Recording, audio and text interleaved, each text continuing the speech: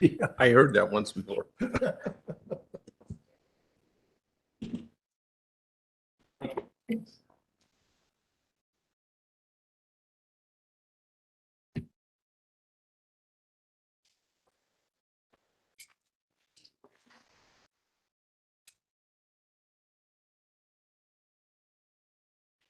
It hooked up. Except for me. Did it work? Yeah, finally.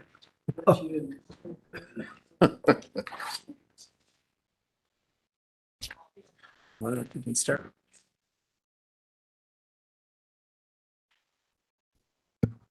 Or just getting them all going. Yeah, mine is, what is yours? I don't have one. Okay.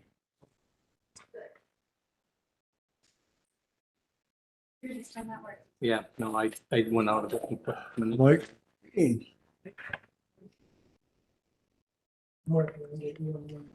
Oh, yeah?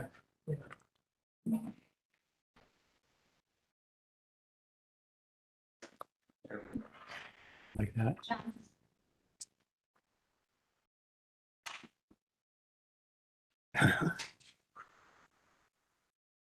Some days I'm lucky. What's that?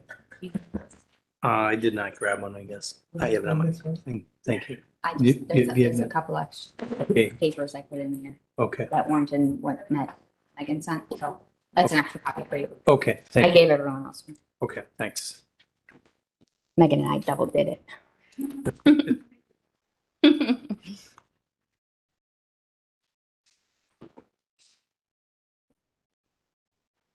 You do a break, Mark? Did you get my machine instead? Must be, mine working, amazing, yeah. Oh, Yeah, don't come on, go Bob. there, don't go there. Our new trainer. Yeah. You just growled at it long enough, I think. Saw the neighbor coming.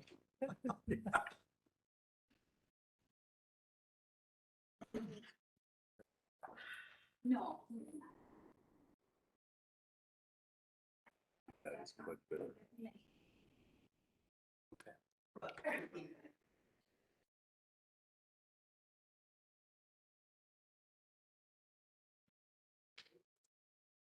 At least Barry's here. What? At least Barry's here.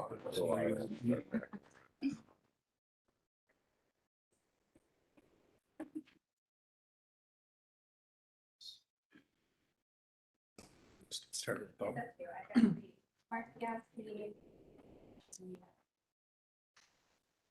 That aren't on? Okay, all right.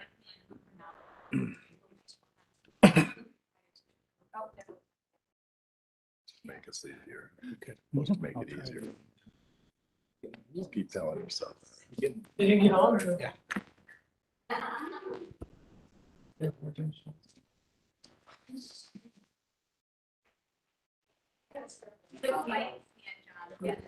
John.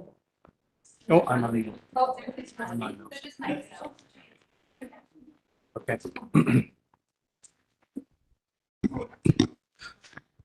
Okay, well, just before we start, I just would like to just say a personal note of thank you to everybody who sent their wishes to me this last month with the passing of my brother. It meant a lot to both me and my family. So I just wanted to mention that before we started. With that, we'll call a meeting of the Washera County Board to order. We'll start out with roll call.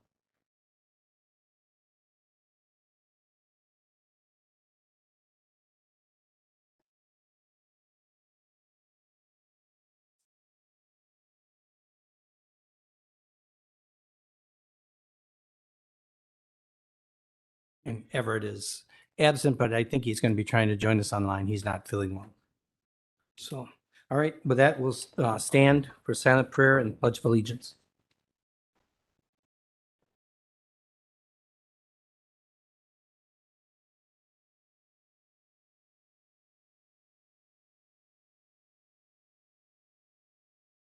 Pledge allegiance to the flag of the United States of America and to the republic for which it stands, one nation, under God, indivisible, with liberty and justice for all.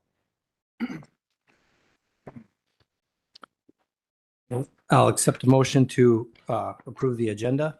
So move. Moved by Waddle, second by Bossard. All in favor? Aye. Opposed? Okay. Approval of the minutes of the July 20th, 2022 monthly meeting. I'm looking for a motion.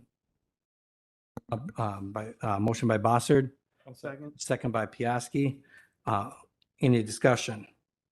Okay, all in favor, say aye. Aye. Opposed? Okay, we'll move into public comments. And I have two. Is there any other public comments or just two? All right, we'll start out with Kathy Johnson. And Kathy, you have 3 minutes. You can come right up to the mic if you would, please. Thank you. Well, you can just speak into the mic and everybody can hear you, so. I think I know how they feel. Huh. My name is Kathy. I'm from the Township of Saxville. And just a couple questions. I don't necessarily follow all the political things in the county that are going on, but one question is, why was this not put on a referendum as far as increasing taxes? And secondly, I'm on a single income. I live a very modest lifestyle. I still work. And I have to live within a budget. I don't have this kind of money to have put on my tax roll. In addition, the same thing is going to happen with Wild Rose School District. And it's been happening in the housing market and all over. If I were to add a room onto my house, I would say, nope, can't do it. This is irresponsibility if you pass this on to the taxpayers. And that's really how I feel about it. It's called, let's live within our means. And if that means we cut back, period. Thank you. Thank you. Okay, Bob Burmeister.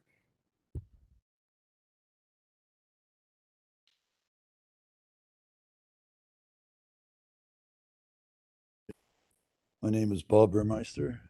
I live here in the city of Watoma, and I realize that taxes are going to go up on personal property, and I don't know how we can manage this with people that are on limited incomes, such as myself. I'm a disabled veteran, and we have to live within a budget.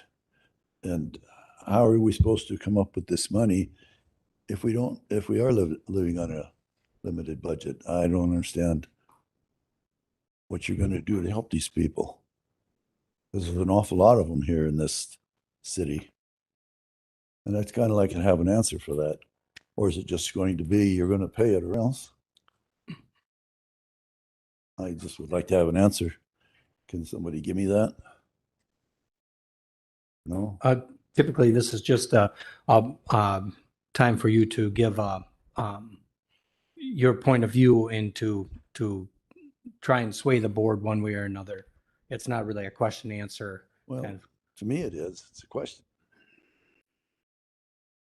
That's all I want to know. That's people on a limited income, and they need to know this. Mhm. We all need to know it. And that was, as far as this meeting tonight, I didn't know it was happening till the last minute. I don't know how many people here were informed, but that's why there's not very many people here, I guess. But anyway, with people that are on limited incomes, we're going to have a problem with this. Okay? That's it. Thank you.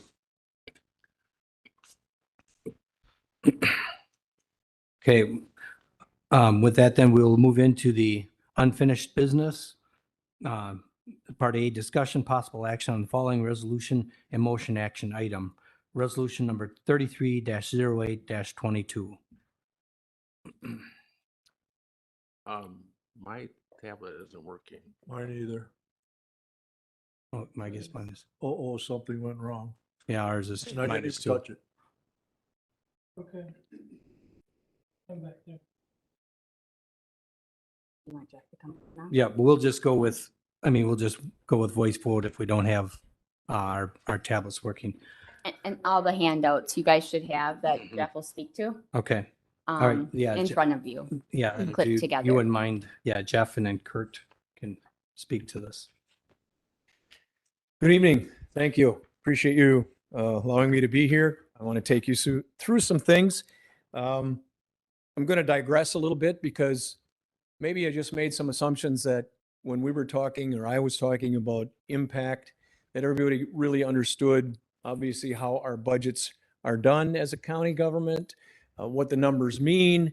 And I want to kind of start from scratch. So please bear with me a little bit. Some of this stuff's going to be pretty parochial to most of you, but I do know we have 3 new members and I'm not sure as to the members' experience with respect to figuring budgets and taxes and that type of things.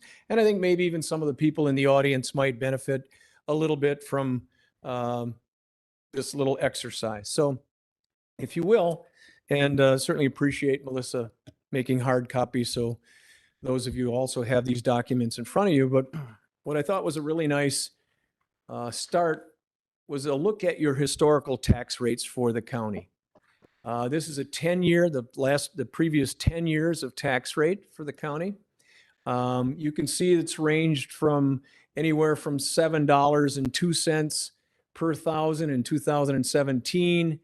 And back in 2012, $6.29, almost $6.30 per thousand.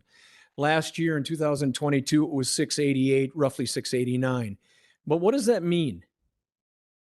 What's that $6.88 mean to us? And how did it get there? How is it derived? For those of us who have some vintage, you can remember back in grade school doing division.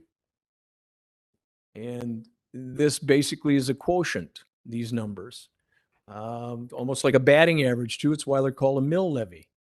It's on a per thousand basis. So what happens each year as you go through your budget, you accumulate from each of your departments an amount of money that is necessary to run those departments and to run the county. Now keep in mind, you're a board of directors of a $3.5 billion company. It's that simple. You're not a private company, you're a public company, but nonetheless, you're the board of directors. And so at the end of this particular period, coming into next month, you're going to finalize those budget numbers. So you're going to come up with an amount of money that is going to be necessary to operate and maintain the services of the county government. And you would be remiss not to do that. Okay? I mean, historically, counties provide some great service to their constituents, and I get that it costs us money to do so. So last year, to figure out your 2022 budget year, at the end of that budget process, you had X number of dollars that was required to operate and run your county for 2022, which included debt service that was already in existence. Okay, that's key because that $1.34, $1.50 we've been talking about, that 98 cents, that's a portion of that 688. It's not an increase. It's already in there. Okay. So when we got that number, you offset that number by shared revenues. We get some monies from the state. You get some monies from fees that you charge for certain services. And you get some money from the federal government, and those all go into this pot. So let's say last year you needed $40 million to run the company. We ended up levying a tax of about 20 million. Now, I don't know if I'm accurate with that. Sarah, I could be off, but we're about $20 million. And that is represented by the $6.89 roughly. Let's round it back to 689. Is everyone with me? And that number is developed by the amount of money, the $20 million we're using in this example, divided by your equalized value tit out. Okay. So every year where do we get the equalized value? Comes from the Department of Revenue. And the Department of Revenue just certified or will certify a new equalized value for the county. Happy to say the county's valuation increased significantly, over 17%. And they have that too. Okay. So you remember in our discussion and developing our debt service and what the cost of this building program was going to do for us, I had hoped we were going to get somewhere around a 4% increase because it's a little less than the 6% we got last year. We're actually getting 17%. So what that says to me is that 688 that we had as a tax rate should be a bunch less this year because our valuation increased so much. And your total costs annualized shouldn't increase by the same amount. Does that make sense to you? So what's going to happen is you're going to get that new number we need to collect our taxes, what needs to be the revenue from the tax levy. And we're going to divide that now by a number that's $500 million more than it was last year when we came up with the 689. Is that making sense to everybody? So to say taxes are going to go up, the tax rate's probably going to go down. And I also want you to understand that in that 688, roughly 689, this is only coincidence, 89 cents of it was existing debt service. Does that make sense to you? That's our basis, so we can start talking now about what impact we might have due to this total building program. So that's where I want you to get there. I want you to understand. I want you to ask questions. It's no fun for me. I like coming to see you guys, but it's a lot more fun if you have some questions that I can help you with, because all the questions are good ones. So basically, that's where we are. We'll know in the next month or two when you certify your levy as to what exactly that $6 and some cents going to be. I'm guesstimating based on some rough numbers that I did that you're going to be probably somewhere above a 612, 613, but certainly less than the 688 we had last year. Could be wrong, but let's see where we end up. Now, Jeff, did you say that was including with the monies we've borrowed already for the Yes. government center? That's correct. Okay. That includes basically, I've included $47 million of that already. Okay, so because the equalized values have increased so greatly, then We'll get, exactly, John, we'll get to that. Megan, if you would be so kind, what is our next one? Okay. All right, thank you. I'm sure the board and the committees have seen this Excel sheet. We have projected equalized value over on the left. Obviously, you have the year. Just slightly, if you could bring that down just a little bit, Megan, so I can see that top number and keep the, okay. No, yeah. Yep. There you go. There you go. There you go. Oh, sorry. All right. If you look way over, see taxable value projected. That's that 3,494,000 and some change. That's your new equalized value tit out as provided to us by the Department of Revenue, state of Wisconsin. So I use that number because it's going to be actual. We then have another column of other debt service. That's our existing debt service of what we're paying, or going to be paying for. And then what I said is, okay, we have $16 million of authority left. Remember, we have a $64 million referendum, initial referendum that allows us to issue up to that amount. And then I made some assumption that, and again, note how far down we're starting principal, because I'm going to come back to that to answer a question John has, because we're going to talk about interest rates, where they are, short-term versus long-term interest rates. And if you just look at that schedule, short-term interest rates aren't really going to affect us much, because we have existing debt that's already in place at 2%, and we're going to issue some longer-term debt to fill in those future years. But anyway, there's the 27 million of possible additional debt. Because we now have a new target, I can pay off some principal earlier, if assuming that we go ahead and end up borrowing all that money. And Megan, if you could keep taking us right to left, tax levy, there's our dollar tax levy, both that 3,181,500, that's actual. Represents 89 cents. what was our tax rate last? $6.89. That's coincidence, guys. It's just coincidence.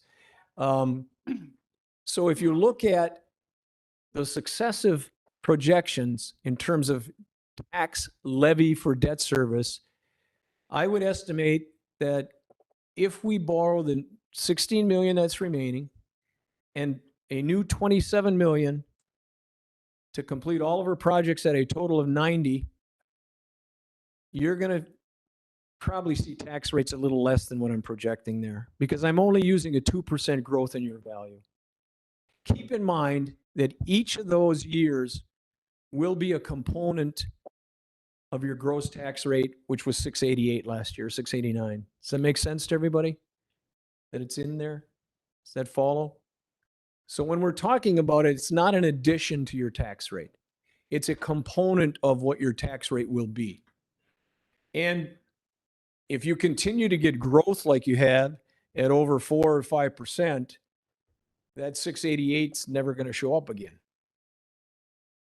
It's going to be something less in each succeeding year because you're really restricted in how much you can raise from the mill rate, from the tax levy. I think you kind of know that. There's a net new construction number that we'll talk about a little bit so you understand where that comes from. It also comes from the Department of Revenue, and it really restricts us in terms of our operational procedures here with your corporation, with your county.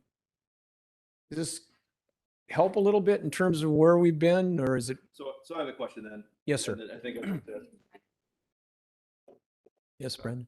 All right, so we're at 689 today, right? And you said we'll be down to like 613, so you're Could be. 65 cents below that. You're adding 45 cents back onto that, so we're up to 670. Is that what you're saying? No, I actually put, Brandon, thank you for clarifying. I actually put the new debt service in the number for the, So this, it's less. yeah. Yes, sir. I think I'm, roughly, I think it's going to be, it'll be somewhere in that range. We're not going to be at 688, even with the new additional debt service for the 30 million we just issued. Okay, thank you. Good question. Thank you. So just a question. So it'll be at, what are you predicting it'll be then with the new It's debt? going to be less than 688 part. I don't want you to nail me to a cross. It'll be I think less. it's going to be more than 612 and I think it'll be less than 688. So Basically what you're saying is if we borrow the extra 27 million, we should not see Yes. any increase in tax in our bill. not an increase in your rate. Obviously, we're collecting, keep in mind, we've got $5 million roughly of new value that we didn't have last year when we figured your tax rate. So that's going to help, obviously, in terms of supporting some of the operational costs, but also in terms of your hard costs, your general fund costs. Make sense? We have more growth. And I only use in developing those numbers, as you see how they go down 34, 34, 36 down, and they drop into the 20s and down $1 toward the end, $1.23, $1.90, 19. I only used a 2% growth. So if we have another year, like I said, 5 or 6%, those numbers are high. And 2% is, correct me if I'm wrong, that's the lowest we've been since like 2017, isn't it? Yeah, it's been a while since we've been, it was 237 or two something like that, I Okay, think. that's what I thought I had seen. So, but does that help in terms of now when we look at that debt service sheet there, what I was trying to say? That's just a component of your total levy, and we're trying to make sure your total levy on a mill rate basis doesn't climb. This takes into account one piece of what constituents see in impacting their budget. So like our levy, it's like, okay, we break even, but the cost of living's higher. And then as a county too, when we look at the wages that we pay as a county, like we got to come back and talk about wage increases after we say, hey, we're all right with, increasing the borrowing here because the levy isn't impacted. It's compounding on things in an already, unfavorable economy and with the living expenses. So I can see sitting in those seats where it's like, well, that's great that it doesn't change, but that's just a, Yeah. minute fraction of the actual, what the impact of the common person in the county. So That's, it's- Jesse, that's an excellent point. If I can make a comment with respect to that, because it's a good question. We do have operational costs, but they're not borne by your tax levy. It's unfortunate. You're not allowed to raise that tax levy by more than the lesser of 2% of your net real growth as determined by the Department of Revenue. So you're basically you're lucky you have a sales tax, as most counties are, because otherwise you'd never be able to increase your operational budget and cost as they go up. We're not levying a tax for that. We're actually probably using a lot of sales tax revenue, as most counties are, in order to fund that portion of it. So I'm not saying, obviously, people who live here pay a sales tax, but also you're a fantastic county for tourism and that kind of thing too. So a lot of those dollars are coming from outside constituents outside, not your constituents, but people, tourists, that kind of thing. So you're right. There is that other portion of the levy. So you got two, you got the operational side, but you're really pretty well restricted in terms of what you can get from your tax levy dollars for that. okay. But thank you for that. That's an excellent point. Other questions before we go on? Really appreciate you giving me the time. Thank you. Megan, if you wouldn't mind, let's see what else we have up there. Okay, there's a lot of numbers on here, and I don't expect you to memorize any of this, but yeah, down in that lower right-hand corner is really where the meat and potatoes are. When you look at all those categories that the state of Wisconsin and Department of Revenue keeps track of, they look at based on primarily real estate sales in your county, not across the state, but specifically those properties over the last year that have sold in your county. They then apply a factor to the previous year's real estate total true market value. So what they say basically is that we now have a total, when you look at real estate, manufacturing, all of those particular things, that we've grown at 17% over last year's valuation. So we have some real growth, obviously. You've probably had some homes, some improvements in manufacturing, some increase in value there. And your county had a increase in value of $529,783,300. 17% is significant. For many, many years over the last 15, the state average was just under 2. So, but right away when we got this, Melissa said, "Is there a mistake?" And I thought the same thing. So I have a number of other county clients. And so I looked at 5 or 6 of my other county clients, and they aren't quite as fortunate as you, but they range from Columbia, I think was 12%, I think 13 up in Florence County. Oconto County was around 11. Marinette County was about that 12%. So it's fairly significant, which tells me that real estate across the state of Wisconsin has become more valuable. Good for us who own a home, I guess, when we sell it, but most of us want to live in it. So it's a real number. They're going to certify this number within the next few weeks, and they don't change much from these original preliminaries. Okay. Questions regarding that and how that works? Remember, that valuation tit out is what we use as our denominator to divide into our tax dollars, which gives us that $6 and some cents, whatever it ends up being. Okay. So the 529,000 or 529 million, Mhm. Is it assuming that the property values of like a home in Watoma has gone up 17% also? Across the board, yeah, there was one of your townships that had net real growth of 7.7%. I think what I'm trying to get at is when they do a reevaluation, is my home going to go up 17%? Okay, that's a different, that's a great question. And it's a segue into one of the points I wanted to make. what happens when values change like this? There's now there has been for some time, and many of you guys probably remember that assessments were sometimes 25% of your real value. And the state did away with that. They promulgated legislation that said anytime that your community falls below 5% or below 95% of true value, that municipality needs to hire an assessor to go out and assess everybody's home. So you have a reval, okay? And people say, oh, my taxes are going up. No, we just went through that exercise. Not necessarily true. If everybody's property went up the same amount of money and you had a similar budget for that year, your mill rate would drop to an extent that, in theory, your tax bill should look like exactly like it did the previous year. Does that make sense?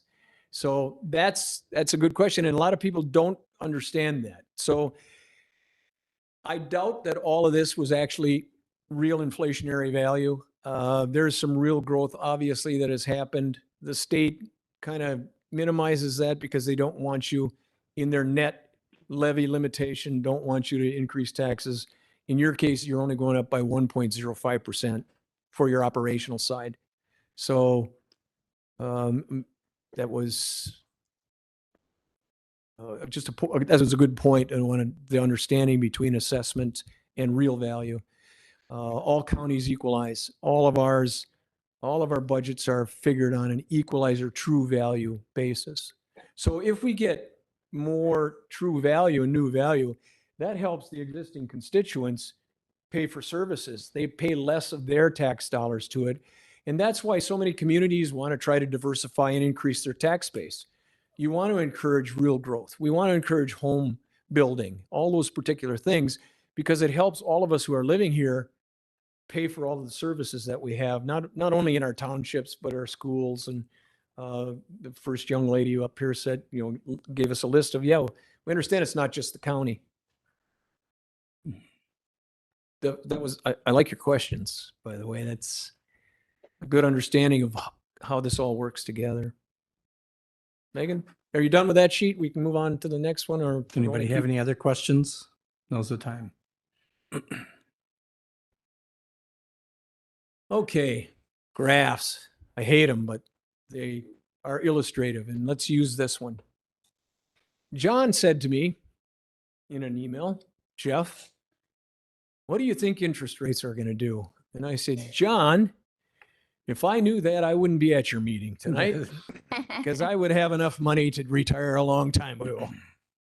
But I can sure tell you what history has done. And we can talk about interest rates because it's not just one interest rate. What you're hearing now, radio and TV, is that the Federal Reserve System, our banking system in the United States, has increased the discount rate by 75 base, which is 0.75%. A basis point is 1/100%. So when you hear that the Feds just increased last month the discount rate by 75 base, that's one of the largest increases in the history of our country. Why did they do that? Primarily because they were way behind in terms of reacting to the inflation. Way behind. So what they're trying to do is to increase the cost of money to you as a consumer through the banking system. So if you go for a loan for a bank, for whatever it be, a car, whatever it might be, that short-term rate is going to be going up. They're going to charge you more now than they would have 2 months ago. And why is the Fed doing that? Because they want to shrink the supply of money, even though they just put $3 trillion into the marketplace. Now that we're suffering as consumers, they want to try to negate further increase in inflation. All right, is it going to work? We'll see. Time will tell. There have been 11 other instances that we've had a situation similar to this, and only 3 of them has been a soft landing. So I'm not predicting where it's going to go, but let's see. So John, when you asked, hey, what's interest rates going to do? I'm not so concerned about the Fed's discount rate. Not scaring me in terms of your project. Right now, it's not. And in terms of the cost of our money. Remember when we looked at that tax sheet where I said, we're not going to borrow on that $16 million. We're not paying principal back for about almost 10 years out. It's not short-term interest rate. That's longer-term rate. And that's what this graph is showing us. This graph, there's a trade publication called The Bond Buyer. Comes out every day. And it has information about all of the credit markets, municipal bonds in particular. It's geared for that and for our industry. So every morning I get it and I look and see it tells sales from yesterday. Remind me to tell you about Kenosha County's sale today. But if you look at this, and this is a period of over the last 5 years, we've had some pretty incredible markets over that time. If you look roughly at where you might see when we need 17 last year, July of 21. So if you can go over from 1/5/21 over about halfway and go, there you go. Thanks, Megan. You're wonderful. Up in there, right about there is where we did our first $17 million. It was a 10-year note. And we ended up under 2% all costs in. That's locked in for us right now. Okay. So that's where we were. Then if you go to a 1/1, stuff started to hit the fan in January. I think if any of you who looked at your 401ks or any of your investments from January till May, they eroded a bunch. And you can see even in our market, the 20-year bond moved up significantly. Not as high as it had been in 19, but it's moved up. Now, if you go right to the end where the squiggly line starts to come down, on July 28th, the Feds instituted the 75 basis points. And what happened to our market? Did it go up 75 basis points?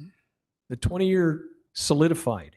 What happened was investors in municipal bonds saw that as a signal that the Fed is now trying to get serious about controlling inflation. And when you're buying 20-year debt, you're not worried about what the rate is today. You're worried about where that inflationary value is going to take your investment. Does that make sense to you? So if we're buying debt out 10, 12, 15 years, and I hold that debt, I don't want inflation to eat up my yield, my rate of return. Does that make sense to everybody? You're putting that investment out there and you're saying, inflation's going to eat us up. I mean, there's a few people who stood up here and told you exactly, look, you just go to the grocery store, go to the gas pumps. We all know it. All of us are being hit by it, no question. So I wanted to use this illustratedly to give you some comfort, John, that I know you're concerned about what the hell the Fed's doing, and you heard that they're going to raise another 75 basis points, and probably that is the thinking of today. You're right. I'm not prognosticating that. I'm not bright enough. I don't have a crystal ball. But that's what everybody's expecting. That's what the Feds have been promising. They're going to probably raise another 75 basis points in September. Keep in mind, that's the short end. Now let's talk about Treasuries, because that really affects, this is a more closely related to the Treasury market. We now have an inverted yield curve. What does that mean? It means that if I plot interest rates from 1 year out to 20, normally you've got a nice gradual slope. The longer you go out in time, you get a little bit more in terms of your investment, right? So if you had a CD for 1 year, you should get a little less in return than you do for 2 years versus 3 years. Follow me? Makes sense, because we're at risk over time. What's happened, instead of having a yield curve that is wonderfully beautiful and it's like this, it's not like this on the short end. Right now, the 2-year Treasury is yielding a 283. Okay. The 7-year, 5 years later, is yielding a 183. 40 basis points roughly. So what I'm trying to get at for you guys is that I'm not really too concerned right now. No, assuming that we're going to do something in the next year, right? Beyond that, I'll start worrying if you're asking me to commit to those particular things, because I don't know if the current administration is going to stick to their guns as the Federal Reserve Board has been dictated to do so. If they raise another 75 basis points, We'll probably see a little more stabilization in our 20-year debt, and that's the debt market we're looking for. We already have our short end filled in with the 17 million. Making sense to you? A little bit, no, just conceptually, I'm not going to give you guys a test at the end of this thing and ask for questions or anything. But, I want it to be helpful that you understand where we are. I don't want you to panic. Okay? We set it into place when we started this building program. I had to build in some safeguards and be a bit conservative on things. I'm unhappy to say that the market changes have eaten up most of my cushion.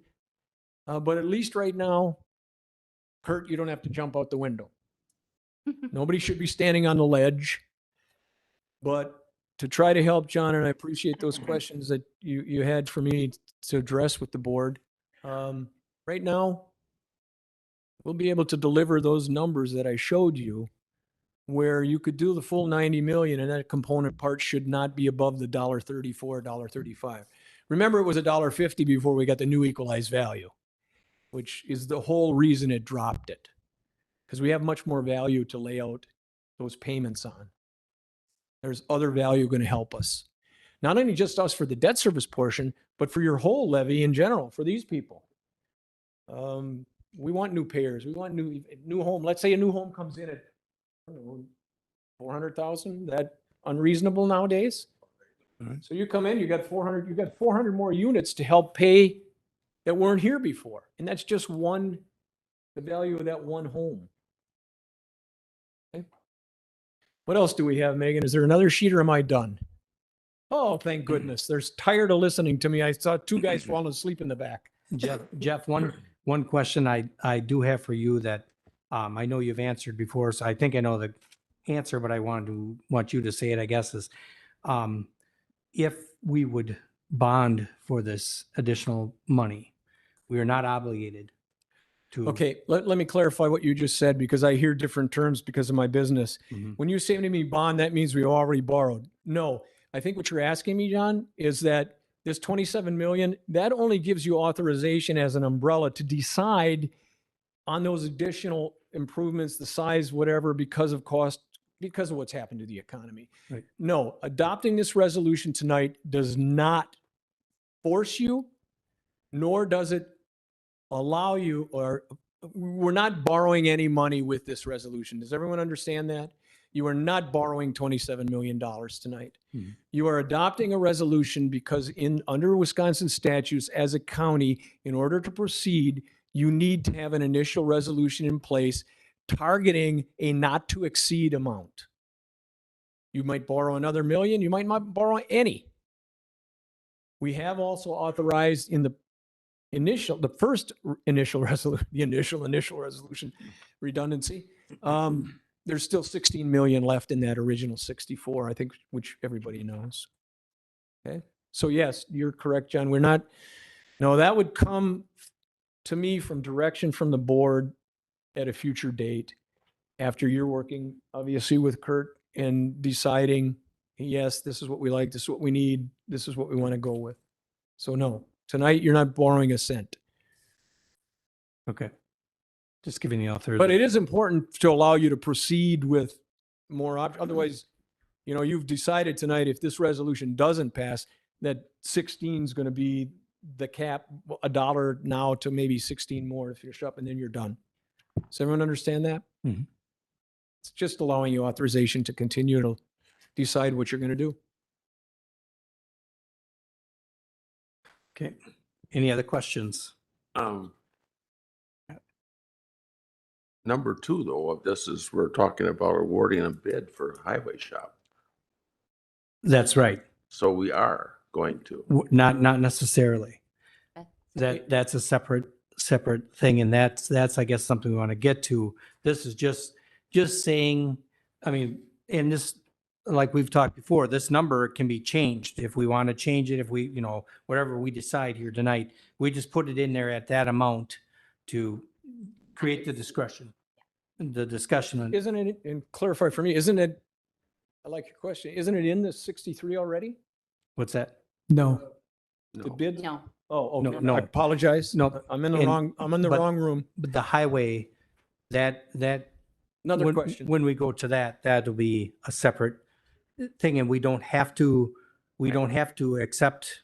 I know, but I mean, he's talking about, we're not gonna borrow the money. Well, essentially, we are in about 5 minutes later, is what I'm trying to get at. Not necessarily. We can, that is a separate thing. We can deny that. We can say, we'll bid that at a future date. And that's maybe a time for Kurt to maybe I'm sorry. Kurt. expand a little bit on that as to our different options. Just a question though. We can always come back with a new resolution, say we don't want to move forward with 27 million and we want to explore the 2 million that we have already. We could come back with a new resolution for 2 million. Yep. Or once we put this on the table, you could amend that to say 2 million or whatever amount you'd like. And then that would just have to be brought before the board as well.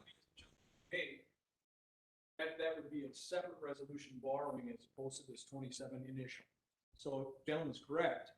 That would come as a subsequent resolution to the county board, specific for that 2 million for what portion or project that you authorize. Oh, I see is that what you're saying? Or are you saying you want to change what our wording is here? Instead of the 27 million to be another amount? We're not borrowing this. Right. I understand we're not borrowing. Yeah. But saying that we authorize not to exceed $27 million is, we can always come back later. So if we say no to this resolution, we can come back when we have better numbers for what it will take to move forward with improvements or what we actually need to cover the gap, because we know at this point, if we're going to do the rest of the projects and not the highway shop, we're going to need about 2 million additional. So we can come back at a later time with a resolution not to exceed 2 million. But it's already in this resolution. This is just like your credit card, like is $27 million, right? You don't have to use $27 million all day long in your credit card. You can use 2 million and be done with it. Right, and then if just you pay it want back. to. And it's I just can the give you board an- that decides. Another example, one of my other counties, Fond du Lac County, every few years does an intent or an initial resolution of maybe not to exceed 15 million. And then normally what we'll do is we'll issue that over a 3 or 4 year period for their capital projects. So that resolution stays in place. They're good for 5 years. And they have chosen in that respect. Now I don't have to do one every year. I do want to cover 3 years, 4 years of my capital projects, and it's in place. Okay. So I know I'm not going to be speaking specifically to the authorization, but I think it's information that you need to have before you make the decision. To Pat's point, is that you have another line item right after this, that's the reason that we're here. For the people that are in the room that may not be up to speed on what's happening, is that the county moved forward with a $63 million master plan. The scope that was defined in that master plan has not deviated much from what was initially planned. It was markets that have driven up that cost. And we received bids for Government Center and for the Poisippi EMS building. Both of those have already been approved. They've allocated just over $53 million of a $63 million master plan. We received bids for the highway shop, and we have multiple iterations of how you can decide the scope of that highway shop. There's a base bid, there's a couple of alternates. They range anywhere from $22 to $27 million in cost. When you add that number onto the $53 million, we're over your $63 million authorization. That's why we're here today. That's why it was brought to you in July, so that we can make those decisions. The key date for the next component, or the bids for the highway shop, is August 26th. Those bids are valid until the 26th of this month. That's why we're meeting now, so that you had time to make decision of whether you're going to accept or reject those bids, to Pat's point. Okay, so we're clear on that. I think there's some things that you should be aware of from the handout that I gave you last month that I just would like to clarify. And Megan, if you wouldn't mind bringing up the Government Center site plan that I talked to you, that I gave to you tonight. I just gave this to Megan. I've been having my team run around getting data. I've heard from a couple of you of feedback that you may need for tonight's decision. And I wanted to get it to you so that if you are formulating some ideas in your mind about how you may change the master plan, I want you to understand that. So this site plan right here is the government center site plan that's being constructed just next to the law enforcement center. You can obviously see the building that's on the east side of the campus there is a government center. All of the grade area that's around that is the parking lot right now, okay? That everything on the right side of that dotted line that you see right in the center of the site plan there is included in your government center bid. Everything there is included. All the construction components, all the furniture components, all the fees that are associated with that, that's all a complete number, okay? Now, we have to stay on that campus because as we look at the entirety of the campus, there is a parking lot that's on the northwest corner. It's a Barry thing, right? There is a parking lot that's on the northwest corner of that campus, and you'll see there's a red box that's there. The parking lot that's on the northwest corner of that campus was put in place because we wanted additional parking spaces for the staff, for the jail, and for the law enforcement center so that we weren't encroaching on the spaces that we would have for the government center. We did not include that in the government center bid because in the master plan, we were adding an EOC on the west side of the campus. And the west side of that campus, you'll see that the item that's in red, that was the proposed location for the evidence garage, okay? And there was a driveway that's going to come around that evidence garage where that parking stall is that's down there attached onto the law enforcement center. That's right where the EOC is proposed to go. The parking lot was what we waited to put that in place because we needed to finish the design of the evidence garage so that we could do the site planning for the parking lot that's on that northwest corner. And we also have some stormwater retention that's going to come from that side of the campus down to the west. So we have to finalize the stormwater retention plan. And that was all the initial plan with the EOC. Okay. So you're going to have to think about what are we not going to do if we don't authorize additional borrowing. Okay. One of them may be the EOC. You may say we're just not doing it. If you don't do the EOC, I had shown you that there was a placeholder of about $375,000 that would have to be spent. When we went into the design meeting at that following week, there were some items in there that I had not included, and I wanted to make sure that you're aware of them. There's an emergency generator that feeds the law enforcement center that needs to be replaced. That budget for that was in this EOC number. If you don't do the EOC, we still need to address that generator, okay? You need to understand that. We can't just cut the EOC and say, we're not going to touch it, all right? The other elements that are associated with that is that parking lot that's up there. So the parking lot, because it's in the EOC, if you just say we're going to cut this line item, we need to identify what are we doing with that parking lot? If the evidence garage is put there, do we change what that parking lot looks like? But there needs to be funds allocated to that, okay? And those numbers are not included in some of these line items that I represented for you last month. You just want to make sure you're clear on that, okay? So you may, and I'm not looking for you to make that decision tonight, but I want you to have that decision in mind if you're going to say, we're not going to approve this authorization and we're going to stick within our 63 million, there's something needs to be cut. And what needs to be cut, there's got to be priorities there. For those of you board members that were not here when the master plan was put into place, the two priorities were government center and Poisippi EMS. Those were top. That's why we did them first. That's why we moved forward with them. We wanted to have the unknowns made known. That's where we are today. And now we're dealing with the remnants of a market that it just exploded in cost, right? It wasn't that there was this massive growth in the overall scope. It exploded in cost. And we're here today to say, are we going to borrow more money and finish the master plan, or are we going to stop, pause, make changes to the master plan? That's where we're at today. Okay. What is the cost on the parking lot? Parking lot right now, I'm estimating between $150,000 to $200,000. Now it's going to change depending on the size. So that includes clearing and drumming of the black dirt that's there, bringing in base course, and then paving that and some site lighting for that space up there. For the generator, we just got that resized because we need to feed the chiller. I'm estimating that that's about a $600,000 to $700,000 cost for that's generator and all of the gear, transfer switches and the components that are there. That generator right now is housed inside the building, which is not a functional element with the diesel and the contaminants that are there. We're going to pull that out and put that inside the courtyard by the law enforcement center there to be able to provide emergency power there. So, just to kind of give you an idea there, 600 to 700 for the generator, another 150 to 200 for those elements. Those were in those line items. If we're going to say we're not doing the EOC, we need to earmark that and figure out where we're going to put that funding in there. Okay. So that 375 number Yes. is actually more like a 900,000 number. Correct. Yep. You're right. Yep. Yep.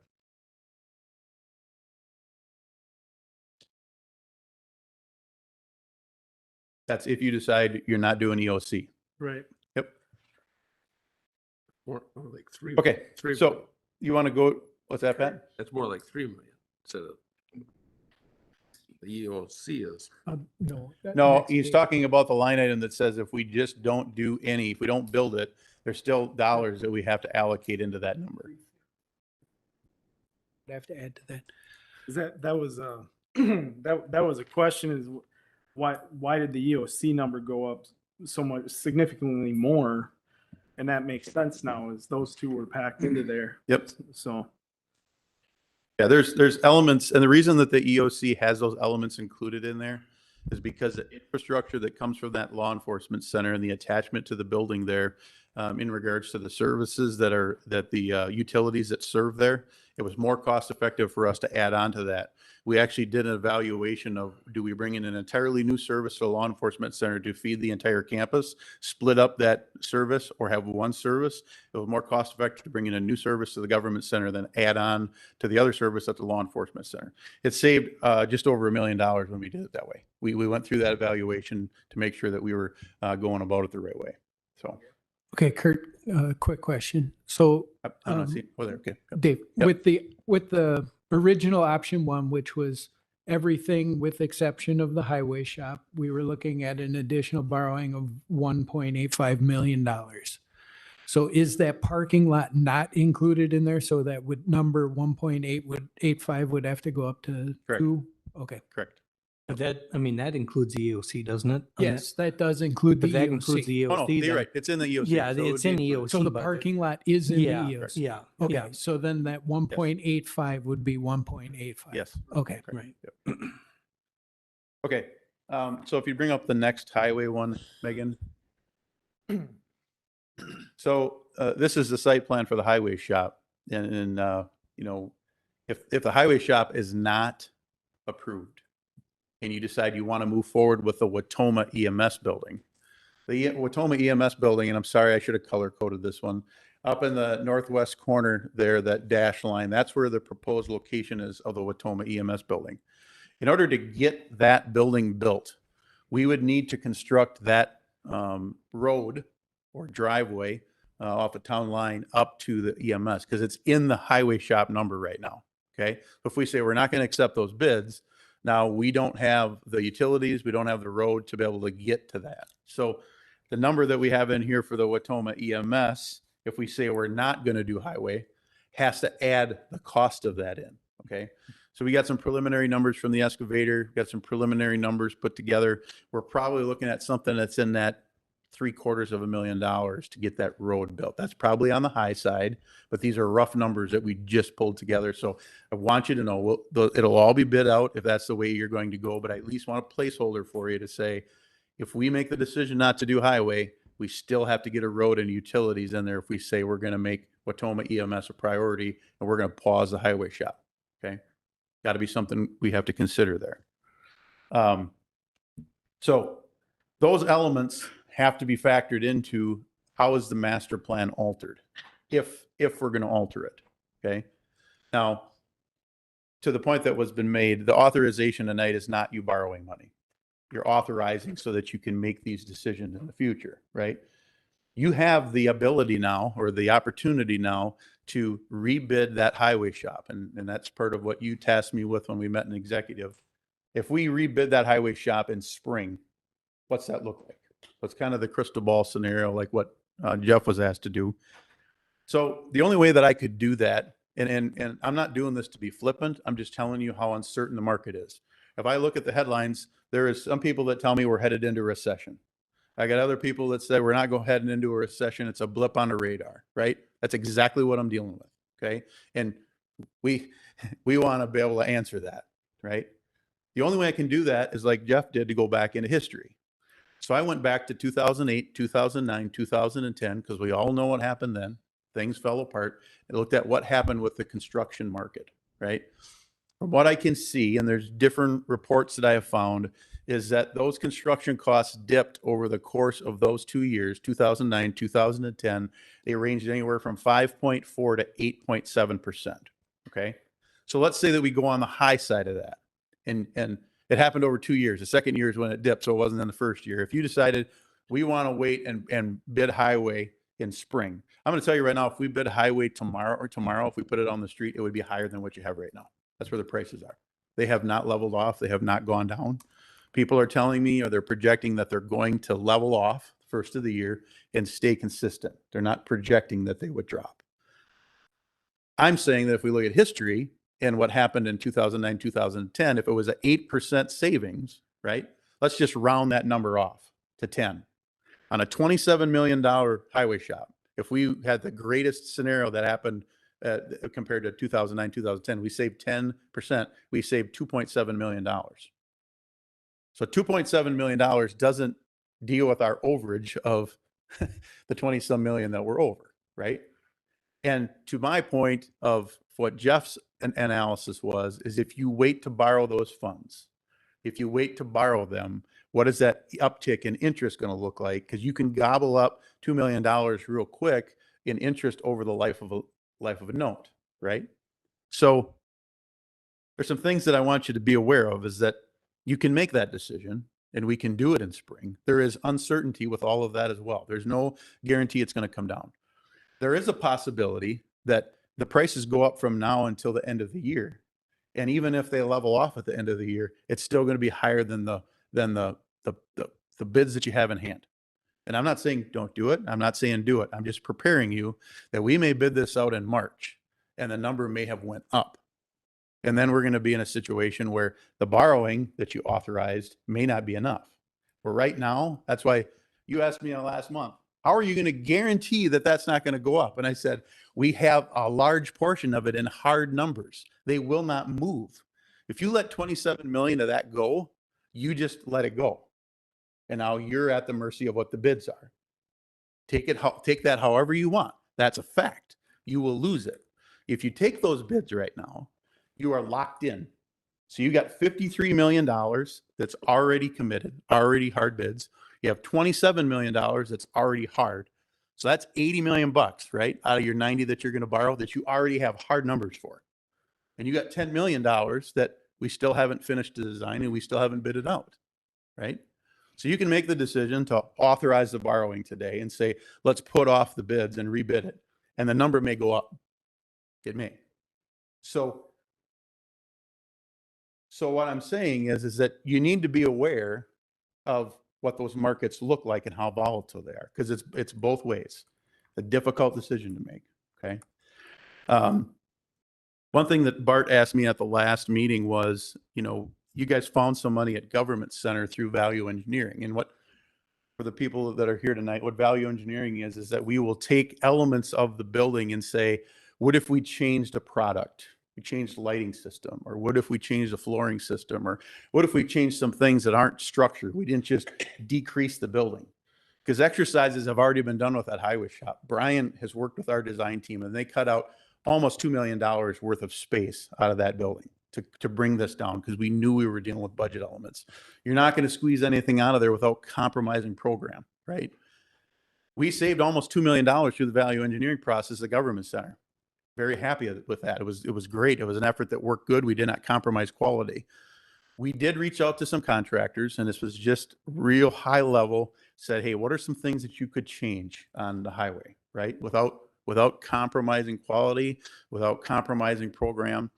And it looks like there's a couple $100,000 to be had potentially. We would want to run it past Brian and make sure it doesn't change the intent of the design. But to get to $2 million is not realistic. You know, we're dealing with a half, you know, 50, $25 million.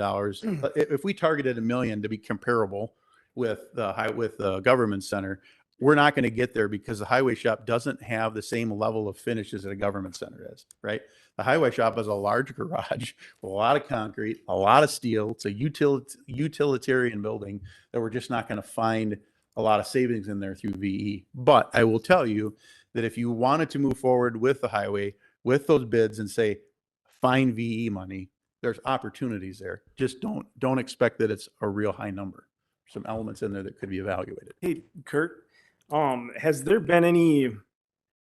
you guys looked into renovating and facelifting the existing highway shop?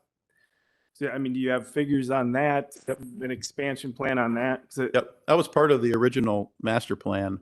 And we were actually looking at adding on to the north side of that building for office space and then come back and doing some renovation that was in there.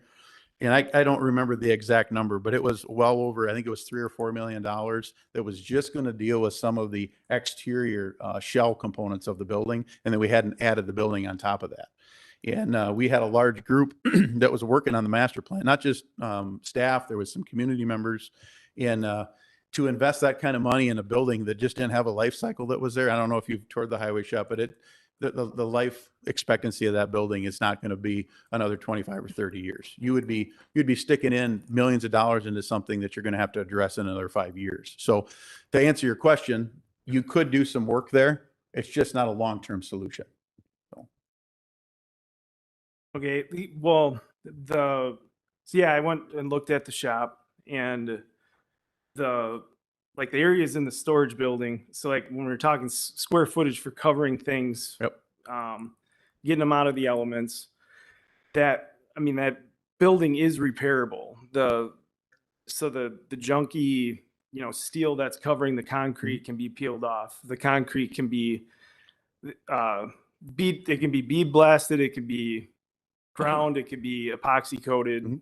Mm-hmm. If we wanted to rip the insulation completely out and blow in insulation, so I'm just, being that I haven't seen it or heard it as far as the renovation options for it. I know new build is always more exciting and everything to plan, but when we're talking about a budget increase of this magnitude, I have a hard time believing that building is just we can't get an additional 30 years out of it with some TLC, Well, I think that's the element that you want to determine is to what level do you want to invest in something to the point that you're going to have to reinvest in it in another 5 to 10 years. You can continue to repair things. We've all done it, right?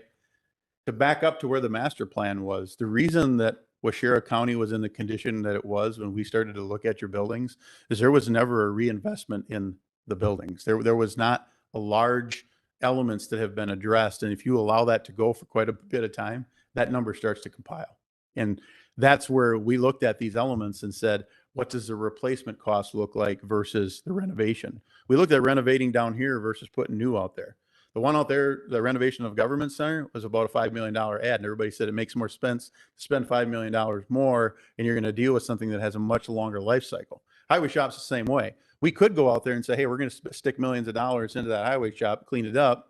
And then the constituents may say, hey, we save money. But then 10 years from now, as you have to invest $5 more or $10 million more into that, will they look, was that the right decision? That's the challenge you have right now is I get the economy.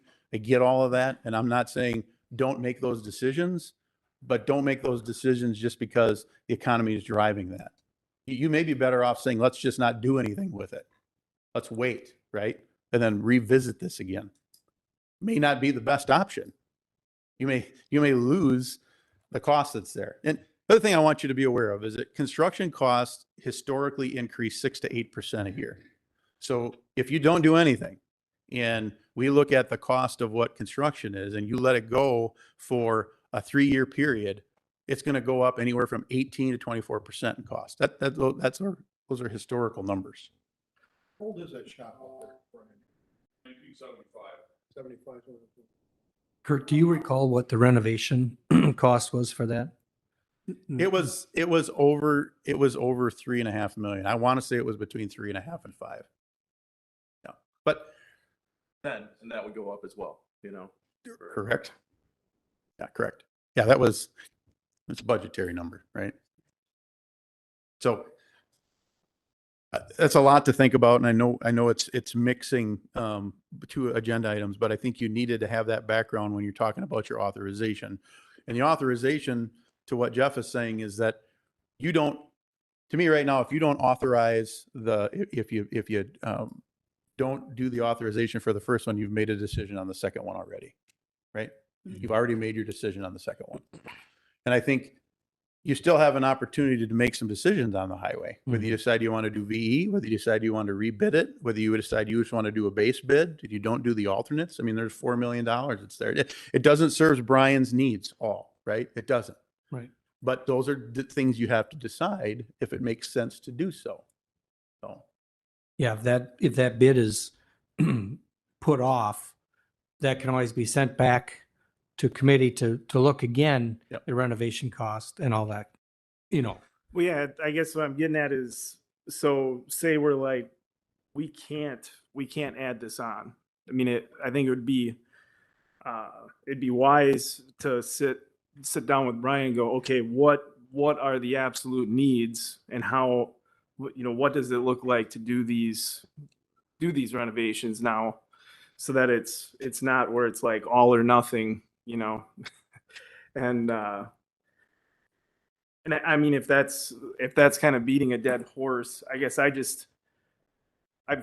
seen buildings, and I don't think it's like, oh geez, tear this thing down, this is horrible. But, you know, we're talking about, you know, another question is what happens with that building once the highway shop moves. And if we're talking about moving other things into the building, it's okay for those things, but not for storing the highway shop, you know, equipment.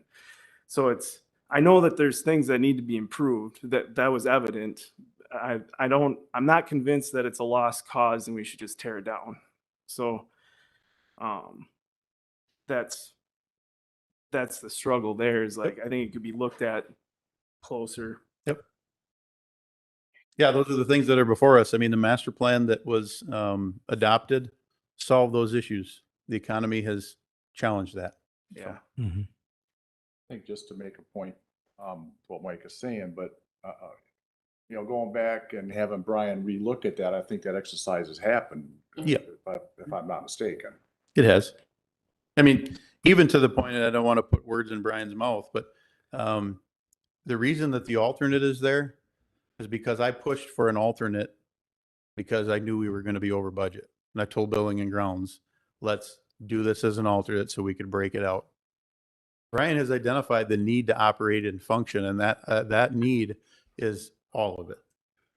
And whether you dial that back or what you decide to do with it is potentially a next step.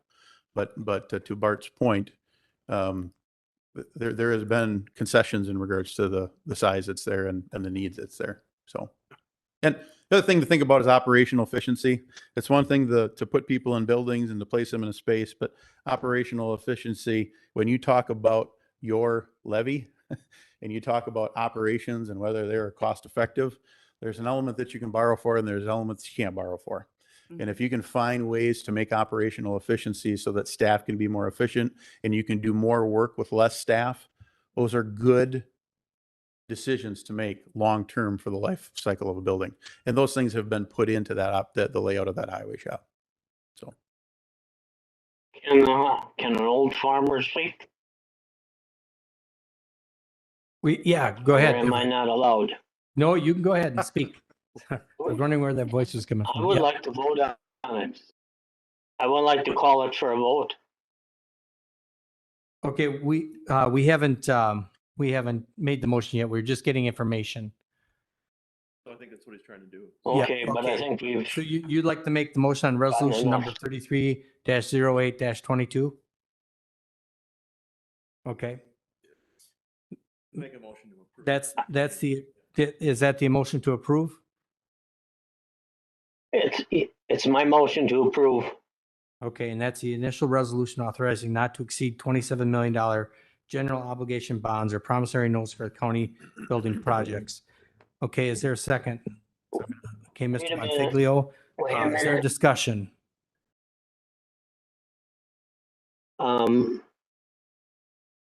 I don't have that in front of me. I'm sorry. I thought I was voting for the highway shop. Oh. No, this is actually to increase the, not to exceed the authorization for the promissory notes for $27 million. Do you still want to move that motion No, forward? that is not my no, that is not my motion. Okay, all right. Make a motion to approve. Okay, Brent, Mr. Bonfiglio made the motion. Is there a second? I'll second. Okay, Mr. Peterson seconds.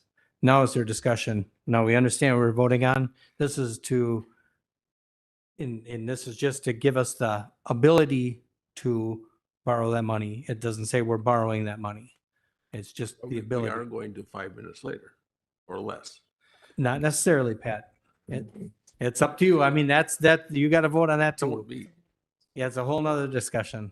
This is, I mean, that's what Jeff was telling us. So, So on that resolution, it calls out, it says,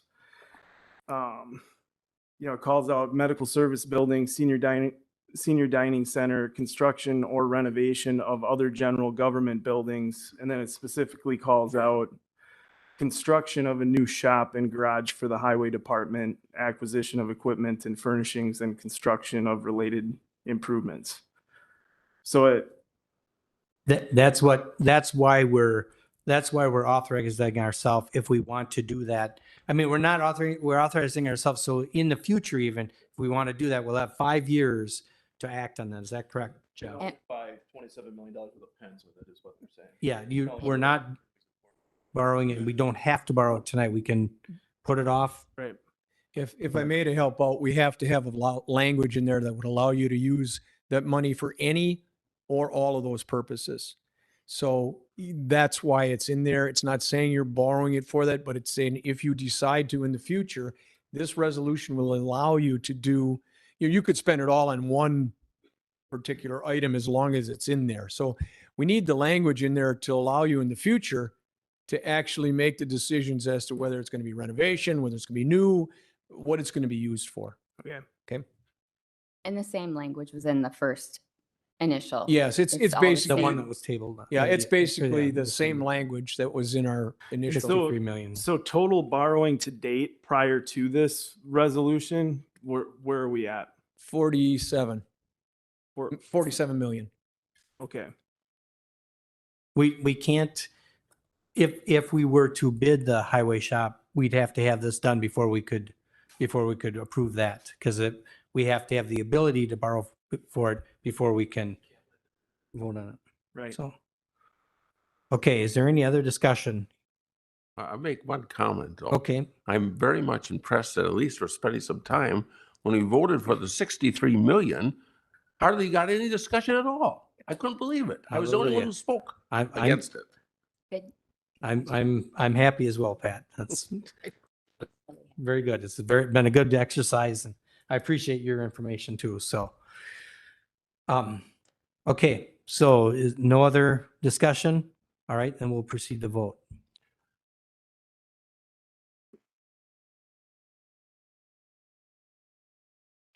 Okay, what is the vote? Pardon? Okay, this is What are we resolution number voting for? 33-08-22. I'll read it to you, Everett. It's initial resolution authorizing not to exceed $27 million general obligation bonds or promissory notes for county building projects.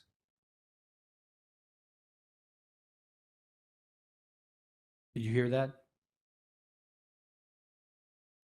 Yes. Okay, you'll have to, I guess. He'll have to tell Megan your vote.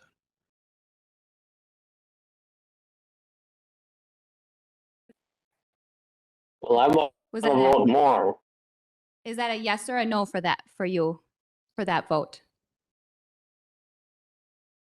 I guess it's a yes. Thank you. Thank you. All right. All right. So the vote or the resolution passes. All right, now we'll move on to bids and recommendations of award for highway shop. Now this, there's several options that we've started to talk about. I don't know if you want to address those in there. Again, we can look at it tonight.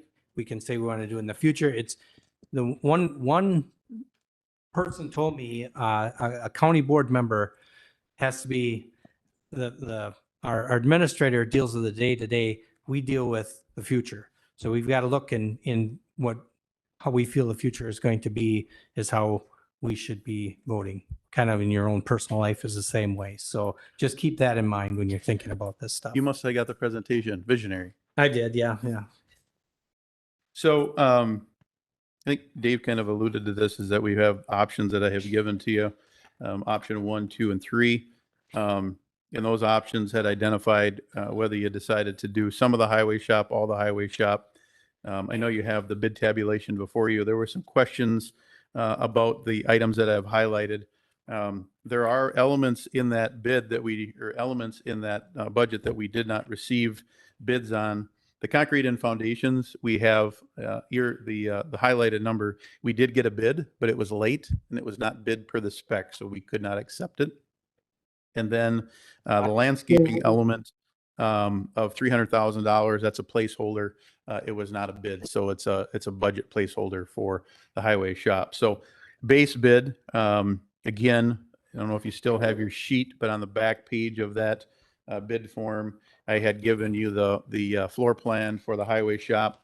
That would include both of the green areas in that base bid and the yellow area.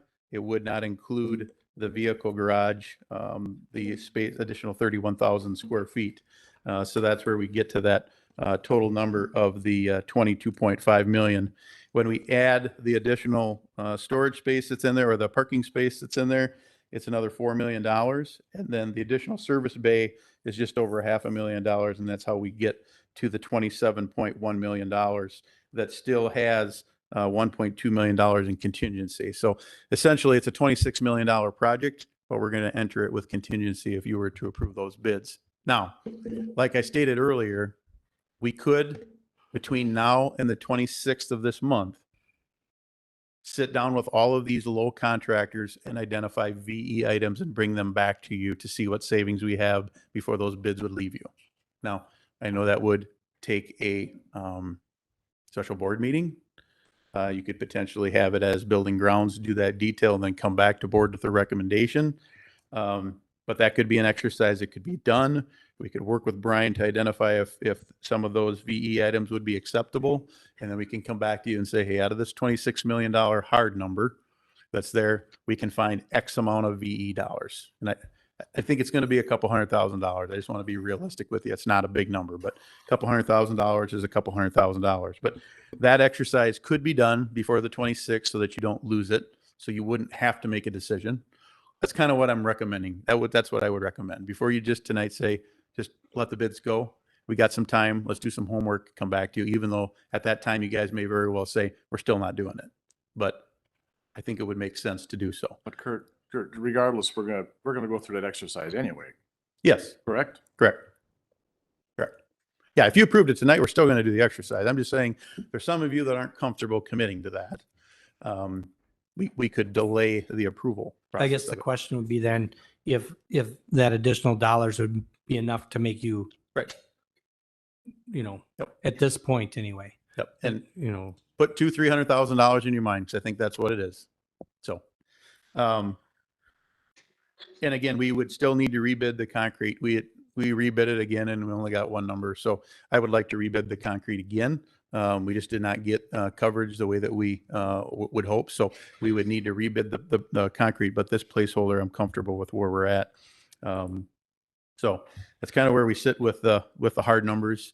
Again, the part that I would tell you is you have fixed numbers for a big portion of your master plan. So just keep that in mind. Any questions? I ask Brian a question or not? Is that not allowed?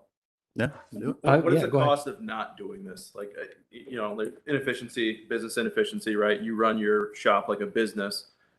There's a service bay, there's storage, there's all kinds of things that are going into this plan. I understand why we're asking to do it. What's the cost of not doing it over the course of 30 years? So we're losing efficiencies. I mean, I think that through this design plan, the way we have it laid out, we've gained some. What that is, I don't know, because we're still living in what we have. I can tell you right now that the size of the parking area that's in the back, the bottom one, the first option is what we have now. And that stores less than half of our equipment. In that master plan, we also had 2 bays for Oisippi and 2 bays for Hancock. Those got pulled back out in order to put the money into here. So there's some, you know, there's other things that we've lost in order to get this, so.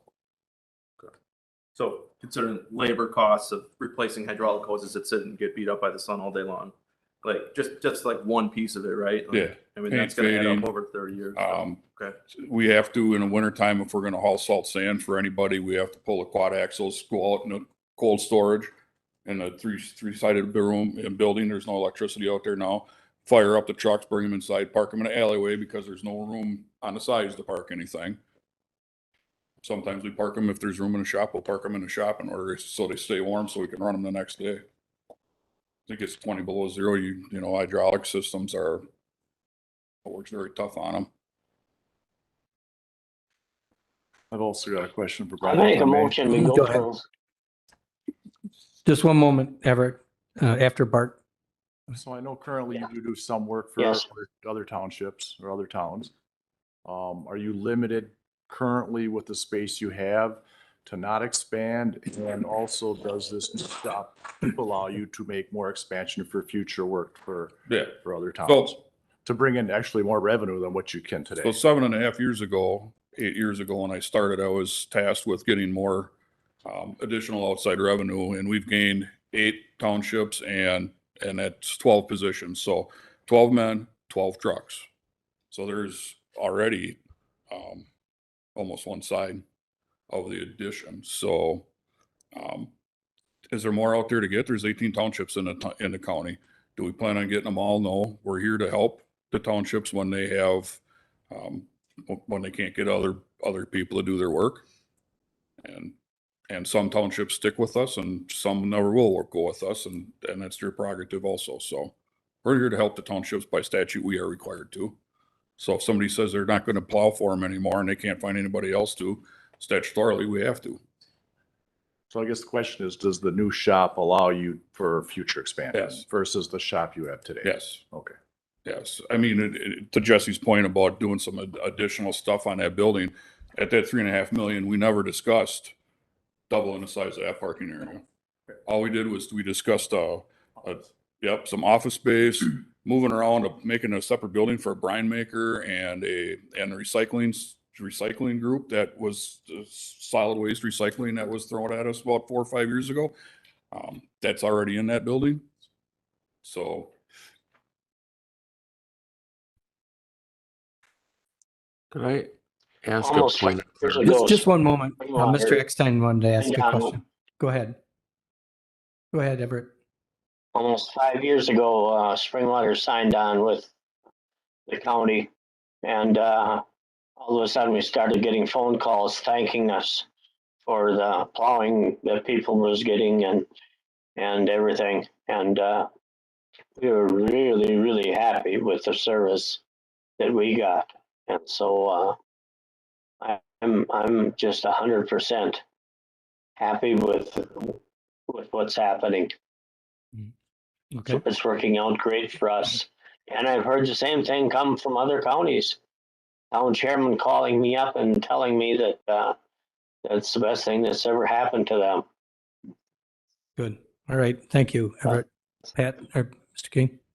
I point of clarification. And when we originally voted for the 63 million, Mhm. we had to have a certain percentage of the members to vote for it. Is that not true? 75%. So we had 75%. I just want to make sure that's, okay. Yeah, Today? I believe we did. Is that what you're asking? Yeah, Today? mhm, Yeah. mhm, Yep. Okay. I've got a question. And sorry, so this option 1 on this sheet. Yep. What exactly is in that 2.5 million in option 1? Yeah, okay, that's if you don't do anything with the highway. That's gonna be with the design, the soil borings, all the work that's been done pre-con to get to the point where you are right now for the highway shop.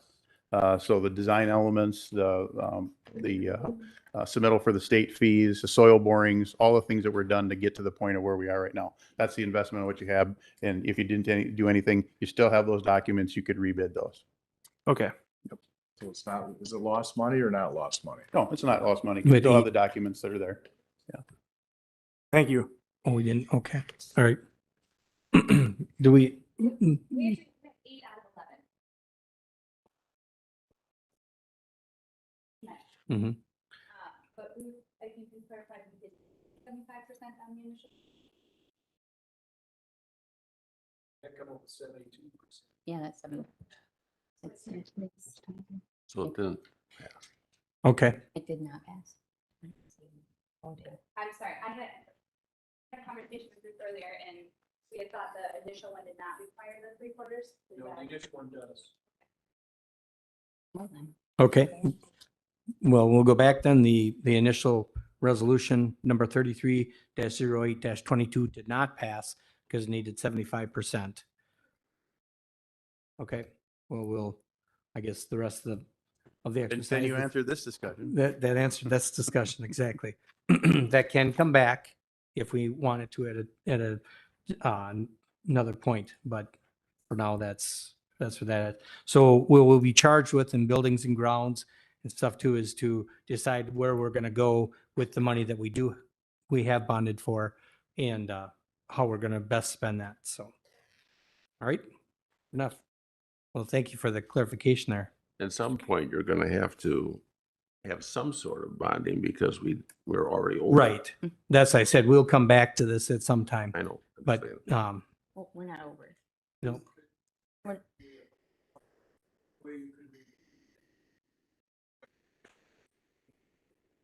the number. Yeah, Yeah. yeah, and that could always be done, that could even be done tonight, I believe. But, if somebody had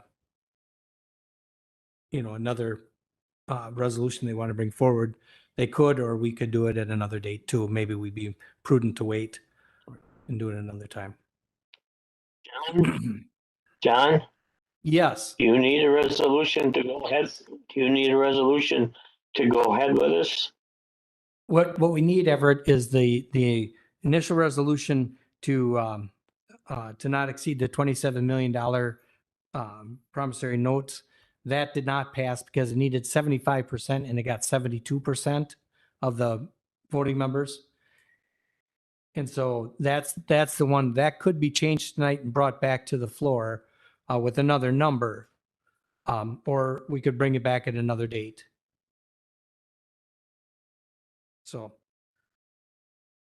So he can't do any of his work because we didn't pass it, right? So there's still work to be done that we need to make a decision on pretty shortly. Can we make a motion or resolution for $26,999,999 and then just rebid it or? we can do redo it? that if it changes the minds of I don't- one I of mean, the I don't people. know how the Yeah. vote went, but I don't know if anybody's like been like, oh, you know what? So You those could certainly questions- bring that back, Brandon, and then we could discuss it. That could be discussed and then, maybe you could sway somebody. So I don't think a penny will do it, Mr. Bonfiglio. $1. what, I guess, $1. is there, I guess, yeah, maybe we'd be better to revisit that then and put it back into committee. Because at this point, it's, John, it comes to the point that decision is those bids are gone. So if there's an element of you that wanted to capture that, Mhm. it would be that decision tonight, because otherwise you just made the decision, those are gone. okay, do you all understand that? Gotta be- The bids that were out there are gone. We And- still have 10 days to act, right? I mean, You would have to have another meeting. You'd have to have another meeting and pass. I know, but we still have time, so you can, They can work on the people that. But we'd have to come back together and bring a resolution before the floor. So unless somebody wants to do that tonight. But again, I just want to comment, if we're talking about waiting 10 days to save $200,000 or $300,000, that's pennies in the realm of this whole project. You know, that's. Right. But you understand what Kurt is saying, Yeah, that yeah. if we're saying that we're not gonna, we're denying this, we're basically saying we're gonna give up the bids. I agree. Okay. I agree. That's what's gonna happen. Yeah. We're gonna end up giving up everything that we've put into this so far. The bids. Yeah. I mean, they could be rebid in the future. Yep. I mean, that's not necessarily gonna make a difference there. Make sure our fellow board members understand what Right. we just voted on. Exactly. So. All right. Everybody all right to move on then? Okay, we'll move on then to new business. Reports and presentations, the county administrator's monthly report. So I wanted to start by thanking Jeff, Kurt, and Mary for giving all that information, because I've been working with all of them to get that information, work with them on the budget. And I also appreciate the county board being that involved in this discussion, because the operations are a huge deal. And the levy is what we will be working on this next month when we get those. And when it comes down to the budget, we're going to have to figure out how we're going to operate and keep our people. I've gotten a couple calls from the county board members and very concerned about making sure that we pay our employees well. And I'm concerned about that too. We have been through several of the budgets already, and I don't think this would surprise any of you, but the department heads are very mindful of the county tax dollars. They're very, they have an eye towards each other and how can we help each other. One of the department heads is going to start working on, is there anywhere that we can start collaborating to save costs so that we can have more flexibility with the salaries that we have. And you guys know that we're up against other counties that are 4%, 7%. We're going to do the best we can. And I know that you all support that. We are limited to that levy, like Jeff was speaking about, which it seems extremely unfair. But if you got the WCA, Wisconsin Counties Association magazine this month, I'd recommend reading that. It is a very good outline of how we continue to fund more and more state mandated programs with county dollars. And we're working, we as in the executives and administrators for the state are working together to bring it back to the legislatures and say, all right, these levy limits, yeah, this limits us, but the state needs to start picking up part of their share. I don't think it's fair that the county taxpayers continue to raise their rates for mandated programs by the state while they continue to have surplus monies. So when you do talk to your legislators, share that. It's out there, they know. And I am working on, we just met this afternoon. It's called the Local Government Revenue Reform Group. So if anyone's interested in talking about that, feel free to reach out to me. We do have a couple departments that have, we're at critical staffing levels, and wages continue to be an issue. However, if I start to fix one problem, I create 5 more. And the department heads and task force did a great job creating a very a uniform wage scale, and it makes sense. So I want to continue to build on that and not fix one problem and then all of a sudden all these other people in the same category have to move. Then I have to move them this way. It becomes kind of a like a domino effect. So I am sensitive to that, and we are working on that. So if you are hearing from your departments, we're trying to get creative. And then the other thing I would just recommend is we will be bringing the ARPA dollars back to get that approved, because there's some departments that have asked for money. There's some things that haven't been spent and some things we wanted to move. So that will come back. probably September, October, when we have a better feel of what will be needed out of that with the building project. And we are working on economic development, but that's in such a infancy stage that I'll save that for a couple months from now. One question, you had mentioned that mandated programs. I had asked once before, just a few years ago, there are some programs that we do here that aren't mandated. Correct. So we have to, when push comes to shove, that is an area where maybe you could save some money. I'm just saying. And I actually talked to one of the department heads today about this and getting our group of department heads together to start talking about those things, because some of the not mandated funds or programs are really great programs, and they might not cost a lot, and they might be really good for our residents. I understand. And I'm just but saying. absolutely, and I have like 5 or 6 different counties that are all sharing that, what is mandated and by what statute. And so I'm going to actually ask her to start driving that bus for right now to see if we can start looking at those programs and get the department heads together, because they're a very creative group. So Thanks. we're definitely doing that. Anyone else have any questions? Okay, thank you. Thank you. Okay, so we'll go into reports and presentations.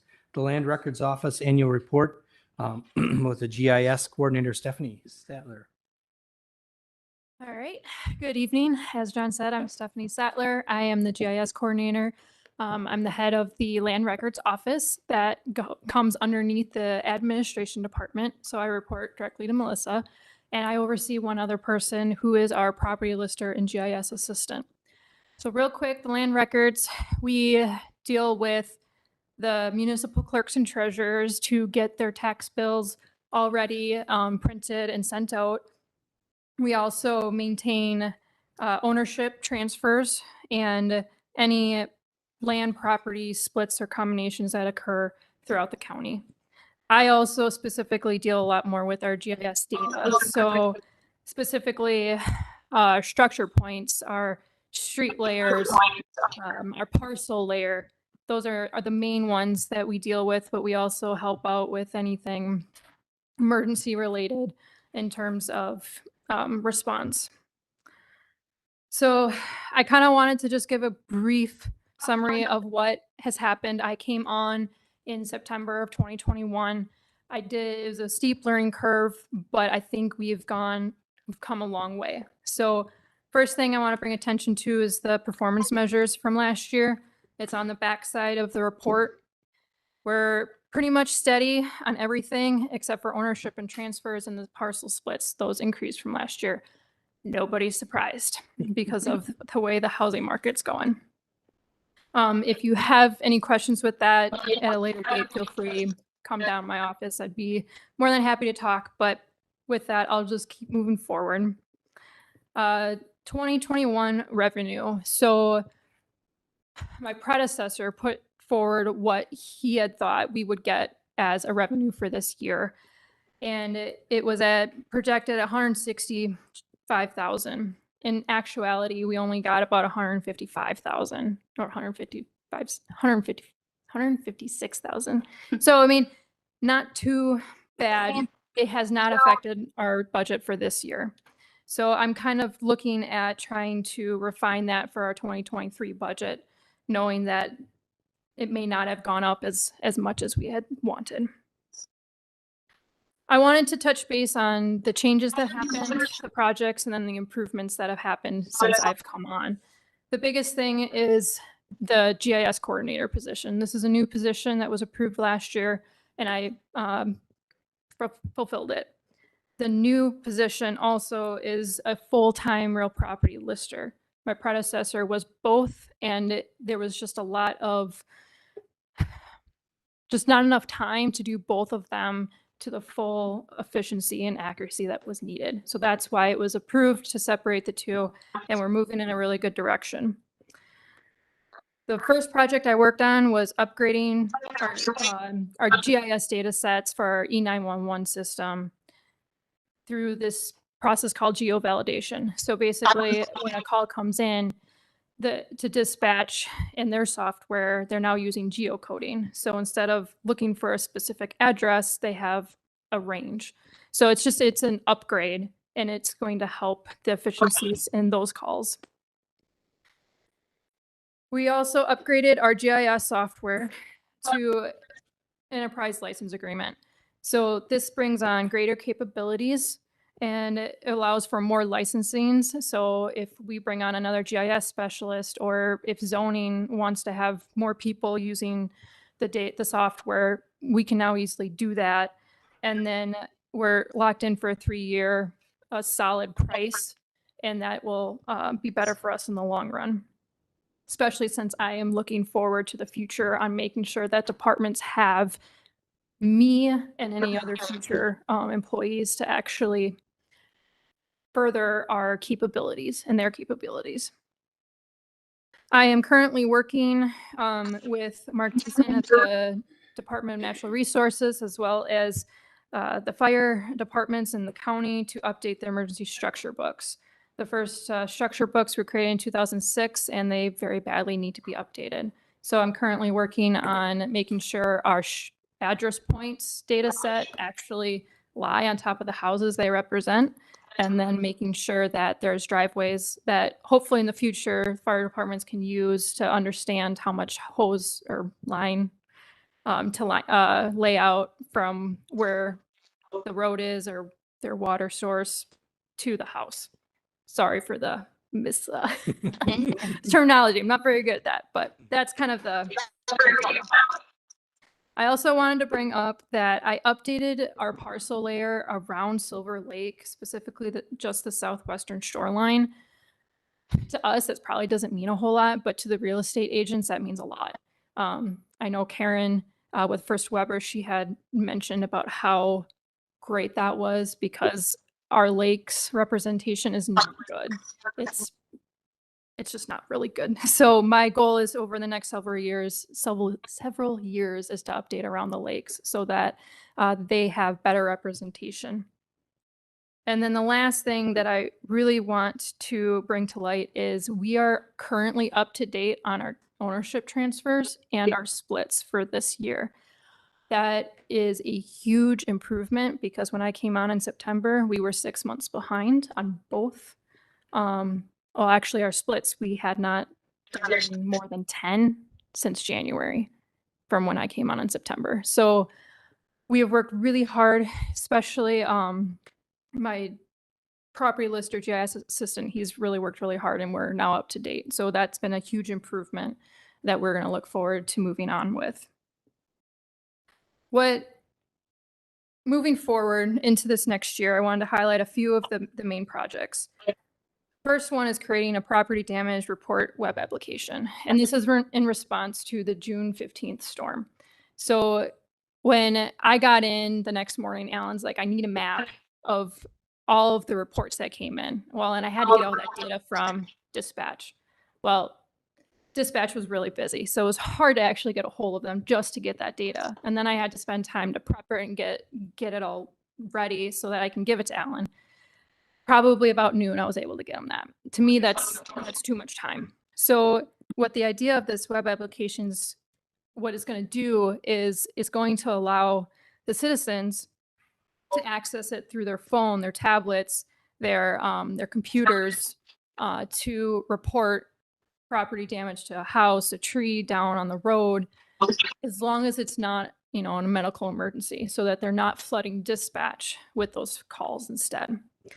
And then that way too, everybody will be able to see a map of all these reports coming in real time. And then it'll be a lot easier for me to get Alan his map quicker.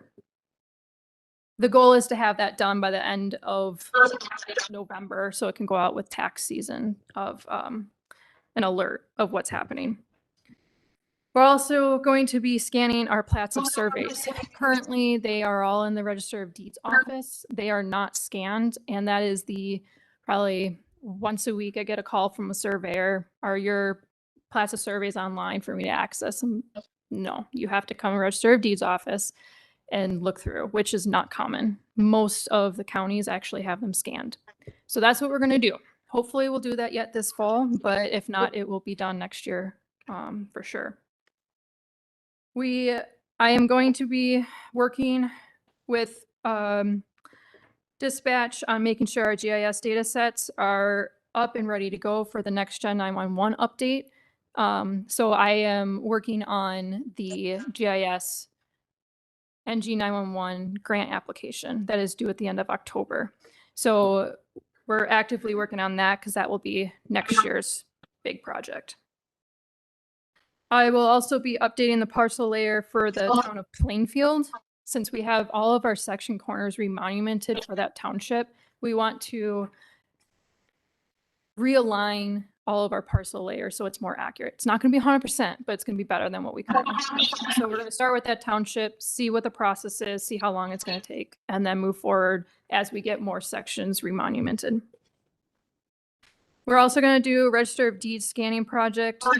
These are the images that were already imaged, but they're black, or they did not get the previous page, I believe.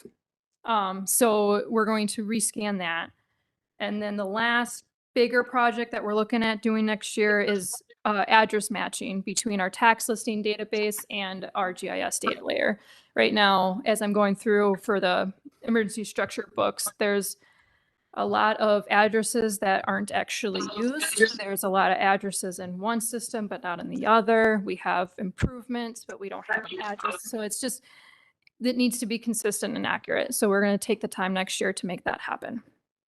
So our biggest thing is make sure our ownership transfers and splits are up to date.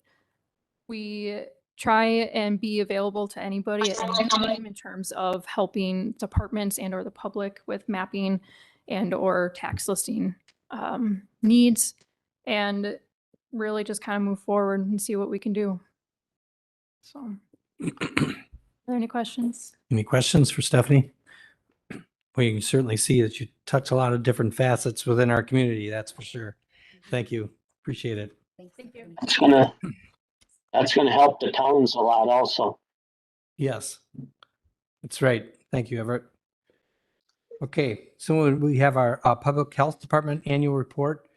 Director of Public Health, Patty Wolflat.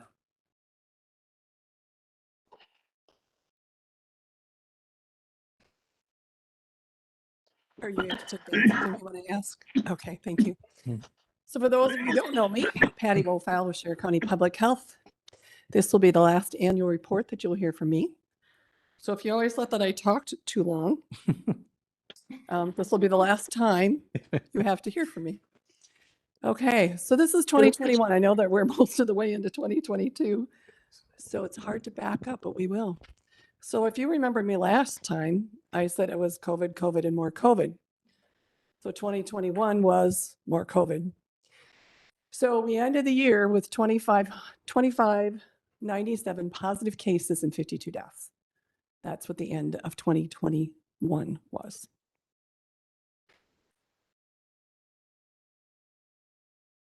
So what changed because COVID was still around? So we said in 2020, all we did was COVID. So what did we do in 21 because COVID was still around? Did we change anything?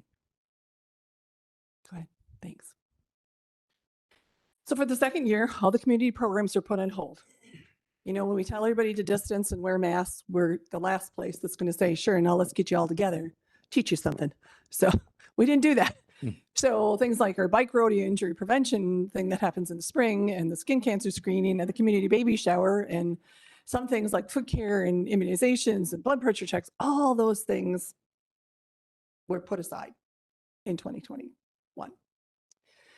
So communicable disease reports, they did start to climb again because people did finally start to get into physicians and had other things. And the volume of the COVID positive cases peaked in the fall of 2021. In fact, the biggest peak ended up being January of 22. So I snuck into 22 a little bit, but that's where our highest peak was, and then things have gotten better since then. So we definitely have the need for limited term employee staff to help out to meet those expectations and response needs.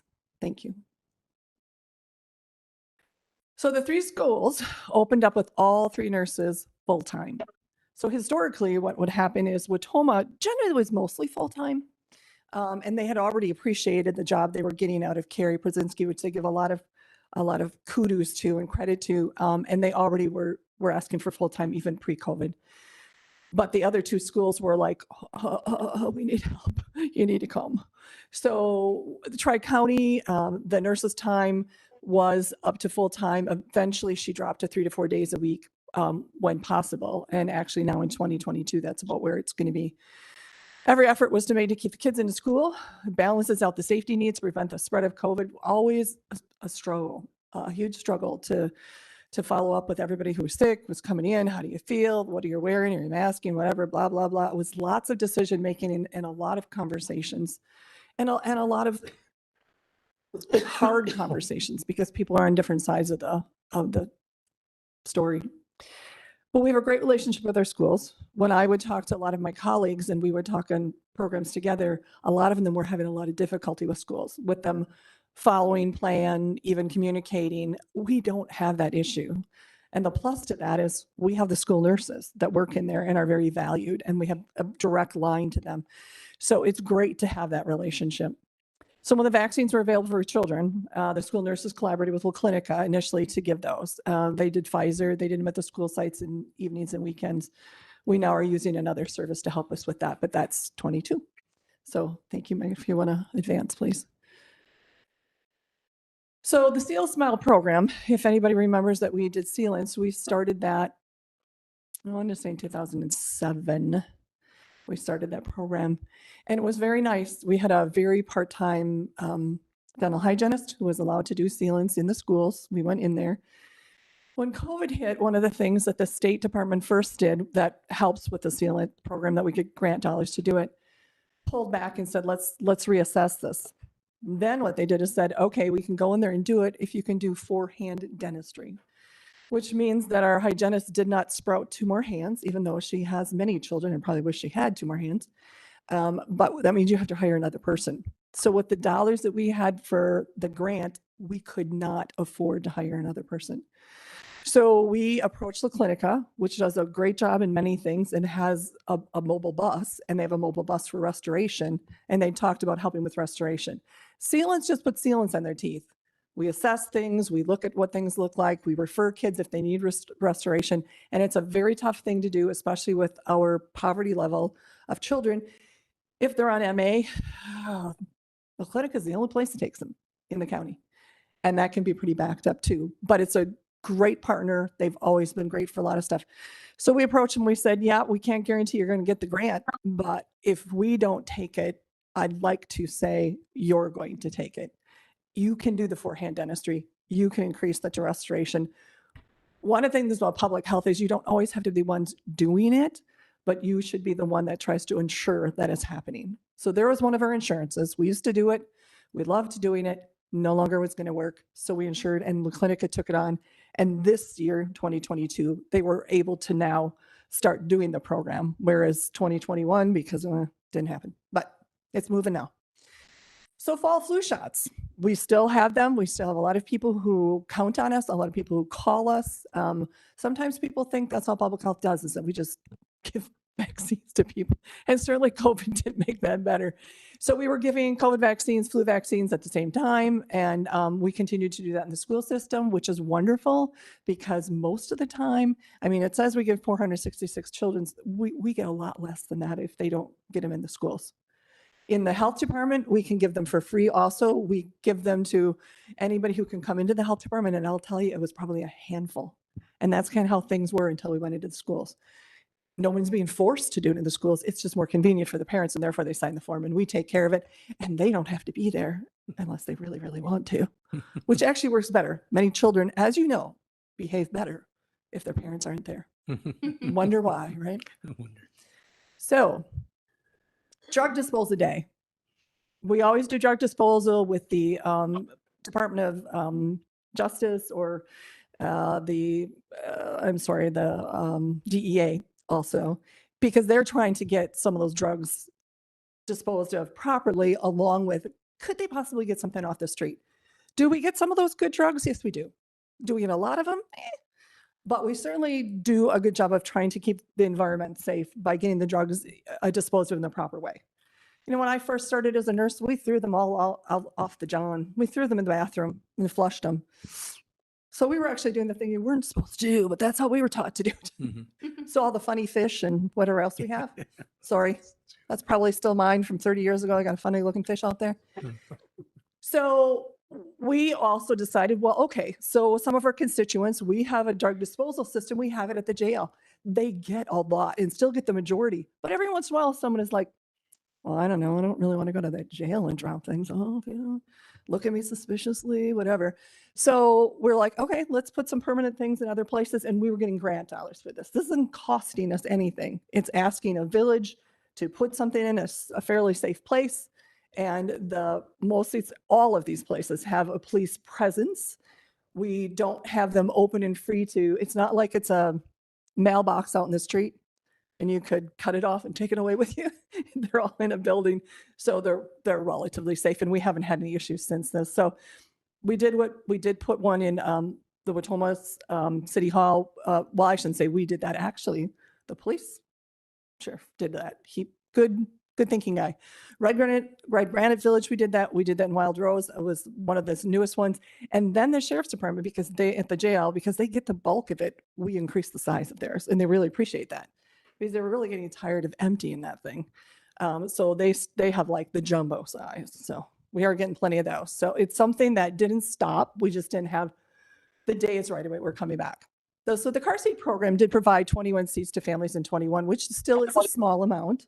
But we tried to do it in the safest manner possible because once again, you're taking a kid, a family, you're going into their car, you're strapping everybody in, so you're really breathing on everybody. But we know the kids need to be safe. So you mask up, you do the best job you can. And so we still got a little bit of that done. Obviously, we'll continue with that.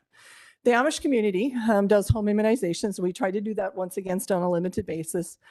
They did not agree to the COVID vaccines in their population. Initially, they felt that they would. But they backed out of that, and that's okay. You know, we honor whatever people's decisions are, and we work that the best we can.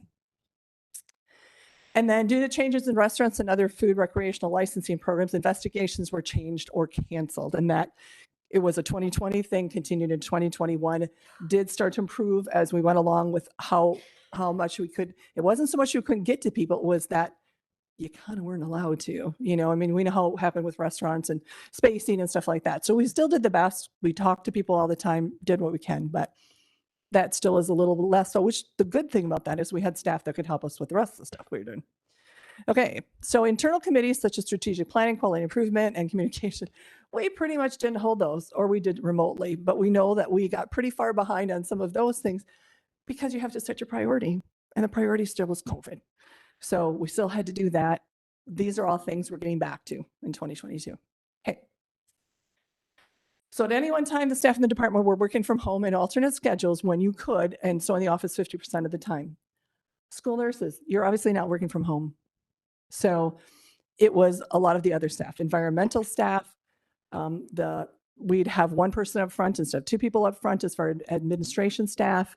I was one of the ones that didn't go home. I mean, pretty much want your manager there.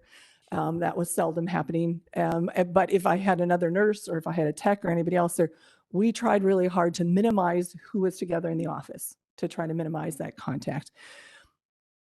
Thanks to Barry and our IT system, we have the ability to do that all the time now. It's probably not going to happen like always, but it gives us some flexibility and something that is favorable to a lot of staff if that's something that we work out. Migrant health. We work closely with La Clinica and other partners around the state to meet the needs of the migrant and bilingual people in Washington County. Once again, La Clinica does a fabulous job. They cover a lot of counties, and they got state grants to do a lot of the stuff for the migrant population because, of course, they're wonderful. They're bilingual. My Spanish is 5 words. It took 3 years to learn 5 words. Boy, I'm really bad in Spanish. So, but we're in a wonderful position for, we have a lot of migrants. We have a lot of people that have settled here, but we've got good services for them. Glad to have a clinical. UWOs, so the Wisconsin, school nursing. The school nurses returned in 2021. They were gone in 2020 because they were not allowed to come out, and they started assisting with COVID vaccines. They return every semester. and do various things for us. They will return again in this next semester and help us out with a lot of flu shots, COVID shots, that type of thing. And they usually do some sort of program that helps us make some decisions. So on a limited basis, we continue to provide services such as reproductive health. We only had 2 clients in 2021. I know more people than that were having children or trying to avoid having children. Lead poisoning follow-ups, child immunizations, miscellaneous adult assistance and shots, and environmental programs such as radon, rabies, and human health hazards. That stuff doesn't go away. It would, like if COVID's here and somebody has TB, you bet you we don't say, oh, well, we're just going to ignore you. Go ahead, die. No. So there are things that still have to happen. And that's part of your continuous operation plan, which we started from 2020 on, but it's kind of like you kind of could get a few more things done. We do have a tobacco program, and we often have we didn't have any compliant checks for the safety of adolescents in the last couple of years. What we do with that tobacco program is you send in kids that are underage for buying, and you try to make sure these places, first of all, you send them educational stuff and say, here's the license for a kid that's an adolescent. It's really easy to read, really easy to figure out what their age is. Here's what's allowable. In Wisconsin, the age to buy cigarettes is actually lower than the federal government is now, but we can't change that until the state changes that. So when you're doing these, you're still looking at the age of the kids, and you send them in, and if they buy, you go in and educate them again. And if so chosen, the law enforcement people will cite them. And that sometimes makes people think twice of what choices they're making. So anyway, we didn't do the checks because we didn't want to have the kids have to go in and now you give them code. That's not very nice. So Tri-County Fluid and Recreational Licensing Program, that's coordinated and staffed through Washera County. Once again, Tri-County, so it's the 3 counties, Marquette, Green Lake, and us. We license about 788 facilities per year. That number changes as we go along, but that's about, well, obviously is what it was at that time. So we have to do at least 1 inspection per year. Well, we didn't reach that goal in 21. Most of the state, when they audit us, kind of understood that because I doubt anybody reached it. But we were closer to the goal. What did I say? In 2021 did not reach that goal. We were closer to the goal in 21, but did not at 100%. Boy, that was like didn't do that one quite right, did I? So I'm saying that we didn't do it in 2020, but we were better in 2021, but it still wasn't 100%. We did hire a new staff person. We hired a nurse who was willing to do 25% of her time. Unfortunately, as we've talked, we're in a bit of crisis, and that person was here with us for 1.5 years and is now chose to leave. So I'm hiring a lot of people my last year. And I keep saying, guys, I'm leaving. So if it's me, just wait a little while. So it must not be, but then again. So we completed 567 routine inspections, 151 pre-inspections. That's when someone wants to start something, you have to pre-inspect and say, hey guys, you also need this and this and this. And then 27 re-inspections. I wrote that wrong. Or 2 reinsertions and 3 inspections. So that's when you're not doing what you're supposed to do. And you go back and say, hey, I told you to do this, this, and this. And you go back and look again, and they still haven't done it. So overall, that's still a small number. And then we have complaints. Someone says I ate somewhere and I got sick, or, this place is messy, dirty. I walked in this place and I can't believe people can do food there. And we are required to follow up on all those complaints. And that's exactly what you want to do. So 173 temporary food events. And those are most often county fair stands, farm markets. Our fair is this weekend, so we're going to have more of those again. The environmental staff assisted us with WEDs when they couldn't do all those other things. They did that. They did testing and vaccination clinics and stuff. So very helpful. We shifted people around. That's how we get the work done. So what did we do? So what changed? So what did we do? Walk the wash. Some people might be familiar with that. We've done that for a couple of years now. That is trying to get people to move more, come out and use all of our Ice Age trails and our county trails, and you can do it outside. And that was one of the big things. It really grew through COVID. So we figured that's one of the reasons it grew. So in 2021, we had 366 people register and 2,452.64 miles were logged. When we first started this program, we were hoping for 50 people, and every year it's grown. And this year, 2022, we're blasting that one. That's been a good one. We continue to support sources of strength. Those are we financially help in 2 school districts. It's a suicide prevention program. We used it for our fair theme last year. And I don't think anybody has missed that. Everybody will tell you that because of COVID, there is a lot more mental health issues everywhere. This is not getting better. So continuing to support, watch, and do what we can for mental health for everybody. In the schools, of course, that seems to just hurt more. Well, our social marketing went up. We were always looking for more fans. Well, we doubled them from 2020. And I'm sure a lot of it is COVID. So I guess we'll have to see if people hang around after COVID's gone, or if they find that it's been useful to know things. So I just threw a couple more stats up there for you. So confirmed 1,755 cases, probable 798. Probable means that we did a home test, antigen test on them. The PCR is the one that's most accurate. So they would never let you say that even though I'm telling you positive, I treat them the same way, that they could be confirmed. They still had to be probable. Suspects 50, so that told you what the full count was, which ended up being 9,350 cases we had to follow in some way. So reinfection investigation, you can see that it was fairly low at that time. What you're probably hearing now is with the Omicron, oh my goodness, how many variants do we have now? And it's sneaky little devil, and it's doing a lot of that reinfection stuff. So initially in 21, we weren't seeing a lot of that, but that's because we were dealing with Delta and other things. So Omicron came later and it's caused a bigger deal. Typically, all the other things that are on that chart are the things we normally deal with. Lyme's disease has always been a big one. In fact, I got an email from a state program. They want to do another thing. What they want to look is farm workers and Lyme's disease. And I'm like, well, we have a lot. So if you really want to use this, go for it. We have a lot of farm workers and we have a lot of both. Chlamydia, obviously, as I've said before, some people didn't stay 6 feet apart. Influenza, some people said influenza went away. Well, influenza didn't really go away, but it was definitely decreased. And one theory could be is, hey, we're washing our hands and staying a little further apart. So we may have knocked that one a little bit down. Unfortunately, COVID is like influenza on steroids, so only helps so much. Anaplasmosis is another one of those tick-borne diseases. Hepatitis C is always a big factor. It causes a lot of disability. The nice thing is we can now do some stuff about it and we can actually eliminate it. Whereas it used to be just a disability issue. It's so nice that technology and science moves along. So as you can see, the rest of those are pretty small, but that's kind of the way it is. So that's what we normally deal with, is like about 100, a couple hundred cases. In this case, 300 maybe in a year, thousands with COVID. It's getting better. It is. So the bike routes, that's one that, once again, activities, outdoor activities, helping people understand there are great places to go and a good thing to do. The highway department, this was one of our collaborations, because the way the signs have to be put up, you have a sign guy who knows all the rules about signs.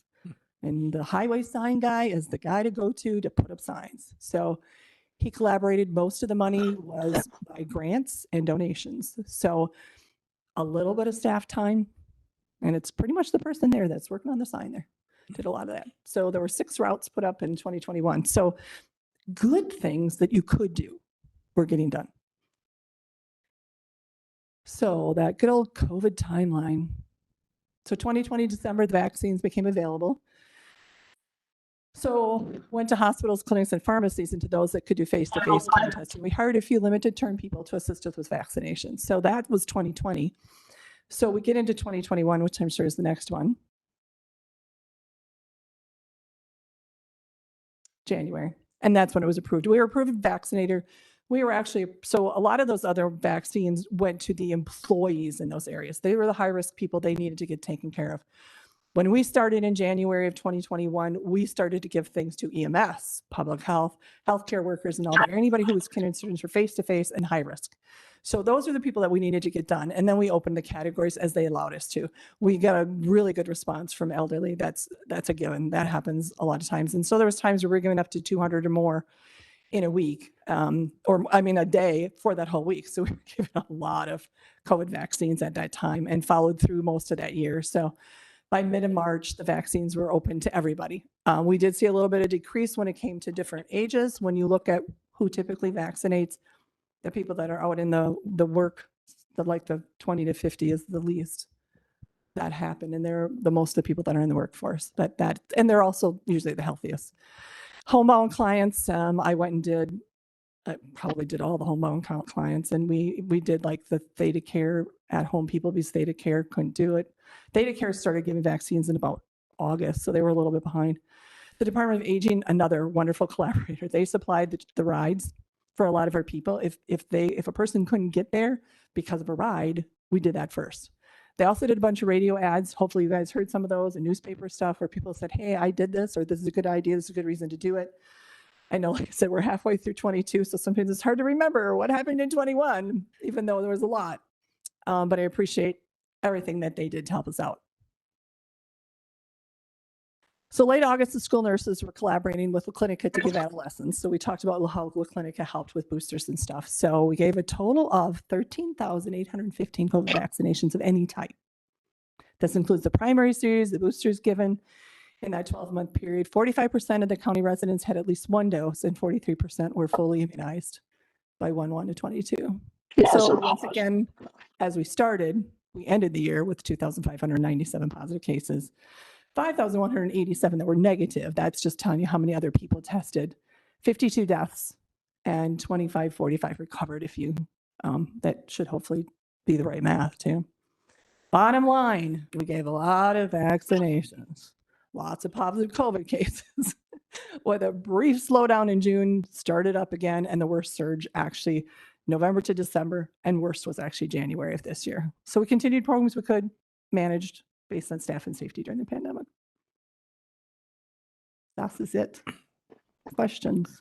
Well, you did not have to finish with your chairman coming down with it, but I did. No, I understand that too, Everett, because remember, I've gotten COVID twice myself. I've been vaccinated, did well with both times. So I still, I know there's those questions about that, but we still appear to find that vaccinations do at least help people do better. Patty, do you envision that it's going to be something now I've been going into the future that it's going to be every year, the most current? My theory would be yes. Okay. I think this is another, like I said, it's flu on steroids. Okay, so they're going to have a vaccine, you think? I think so. What we're being told that in the fall, the next one that should come out, the next formulation, is trying to aim for those Omicron variants that they think they can hit and do a little better job. So maybe it's, a little less sneaky and gets through. So that's the first thing that I'm hearing. There is another new vaccine, Novavax, which is actually Moderna, Pfizer. It's just like those. It's a primary one, but it's built like a flu vaccine. So it does not have the genetic material or that RNA stuff that some people are really upset about. So it would be like, oh, maybe you'd like this formula better. So that is already out. I just haven't purchased any, but think that when we get closer to the fall, when flu shots are here, having some of that might be a great idea. Sure.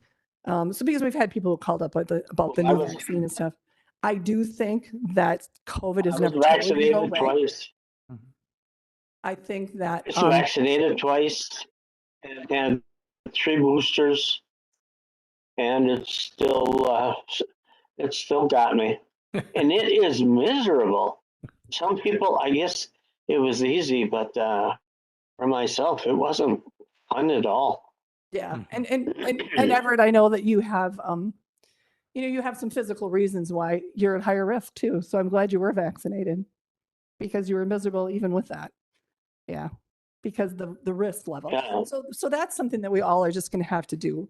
So if you look at what is coming out now from the CDC and what's coming out from the WIAA and the Department of Public Instruction and everything, I think they're aiming for, okay, this is where life is going to be.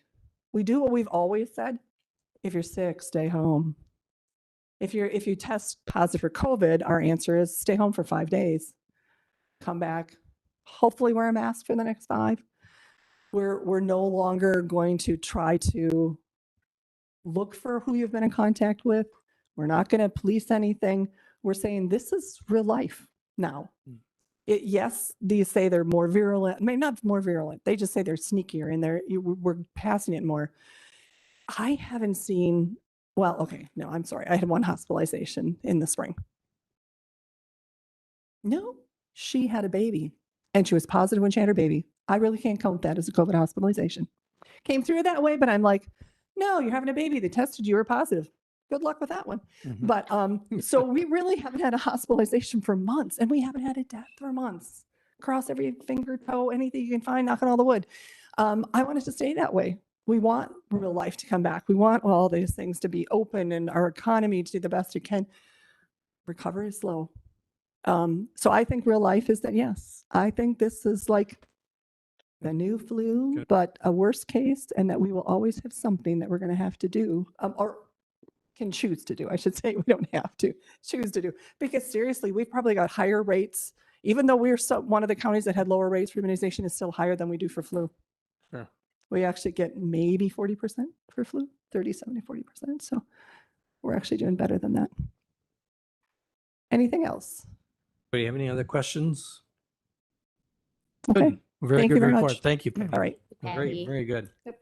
Thanks. The last one. Yep. Fantastic. Thanks. Okay. We'll move on to consideration possible action on the following resolutions. Resolution number 34-08-22. A resolution ordering the issuance of tax deeds on certain tax foreclosed property. Make a motion to approve. Okay. Motion by Mr. Bonfiglio. Is there a second?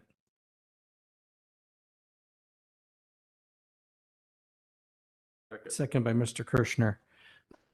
Is there any discussion? Any explanations? All right. If not, proceed to vote.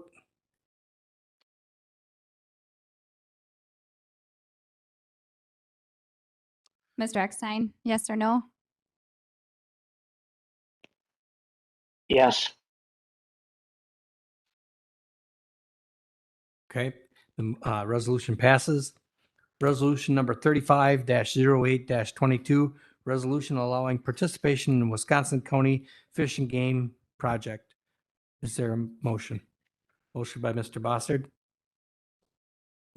Second by Mr. Piaski. Is there any discussion? Okay, seeing none, proceed to vote.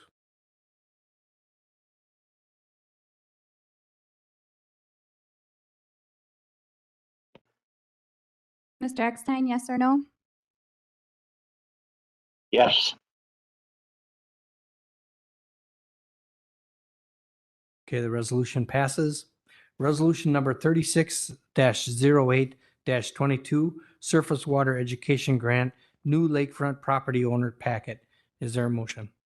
Motion by Mr. Wadle, second by Mr. Bossard.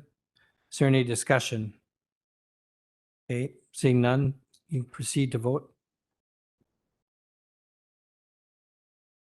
Mr. Eckstein? Yes. Okay, the resolution passes. Now we'll move into appointments. The Courthouse Ad Hoc Committee, which will be starting meeting in September. The committee members proposed are Tom Lawrenson, Alderman Eric Trotter, Alderman Bob Kayer, Mayor John Nixon, Supervisor Pat King, Supervisor Mark Kirschner, Donna Collada, Mary Kunash, Nikki Bonkneck, and Joan Olson. And on advisory members would be Kurt Lerner, Tommy Bowler, and Melissa Pingle. Is there a motion to accept these? I'll make a motion. Okay, motion by Mr. Peterson. Is there a second? I'll Second by Mr. Cap. Okay. Is there any discussion? Can Mark and I vote? Pardon me? Can Mark and I vote? Yes. Yeah. Yes. Okay. Okay, proceed to vote. You better vote no. Yeah.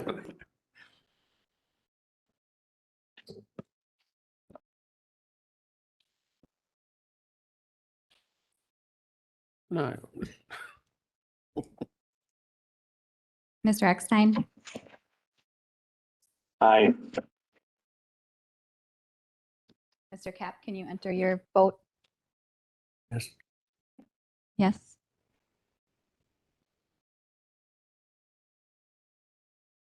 Okay, they are approved. Very good.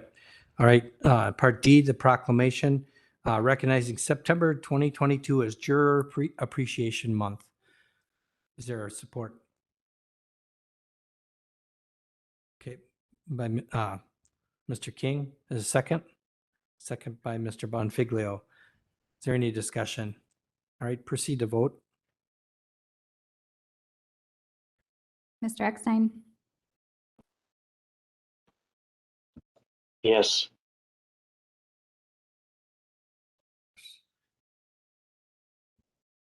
Okay. So we're at board suggestions for future agenda items. Oh, the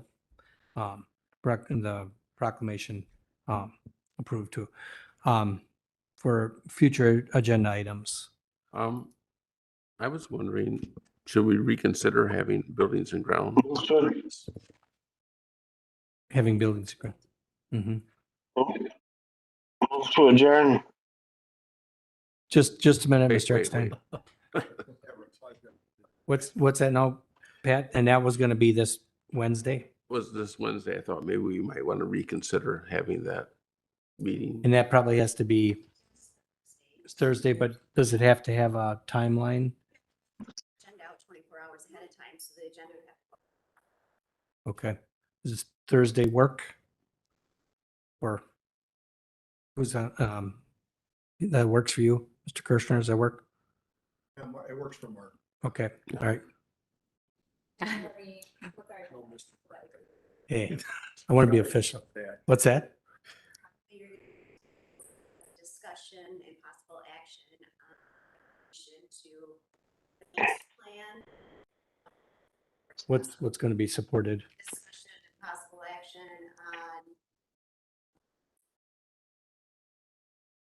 the future of the remaining portions of the master plan. Right now you have $10 million left that you can spend. You have to figure out if you're going to spend it, what projects you're going to do, if you're going to come back with another resolution because you want to do more than what cost $10 million. Mm-hmm. Technically. Kurt, will you be there? Okay, on Thursday. Also, hate to be a pest. Is there, what are the limitations for a special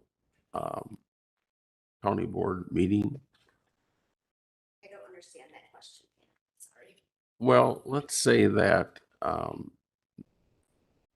essentially you need one more vote to reconsider what we voted for tonight. Mm-hmm.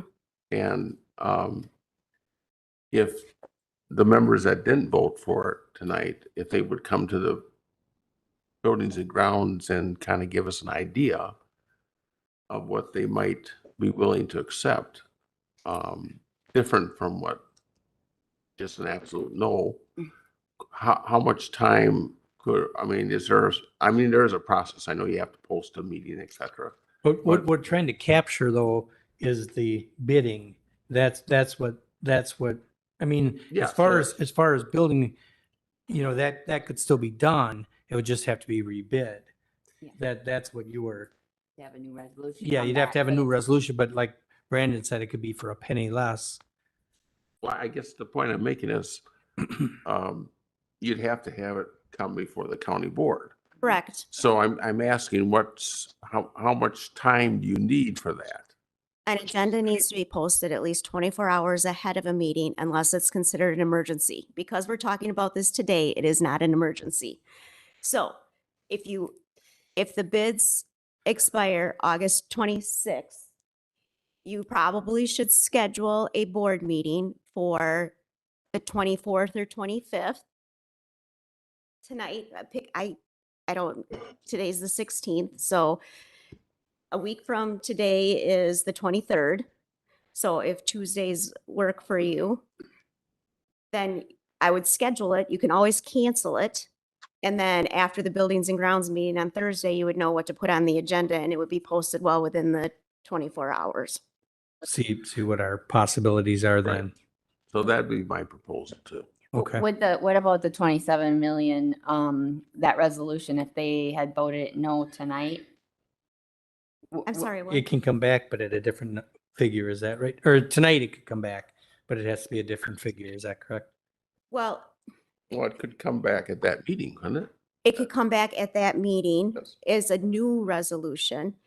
Okay. The only way it can come back exactly the same is tonight if one of the people who voted in the negative would make a motion to reconsider. A person who voted in the majority cannot. Okay. Otherwise, it has to come back as a new resolution, so it means it has to be different terms. It could be more. Mhm. It just can't be exactly the same. I see. Okay. So is that understood by everybody? By the, okay. I just want to clarify, I don't know if it's under, it was a not to exceed number, Mhm. committing to go down. No. So from 0 to 27 million is what you voted down. And so the message to me is we're not spending any more money. That's what I got out of the vote. Mhm. And if that's the message, then that's what we need to do about building and grounds, is that we're not getting any more money. We're living within 63 million, because the way the vote went tonight is, we're not spending a dime more. Right. Because if you took action, you could have spent $1 million or $2 million and only authorized that amount. The action that's taken tonight tells me we're not spending any more money.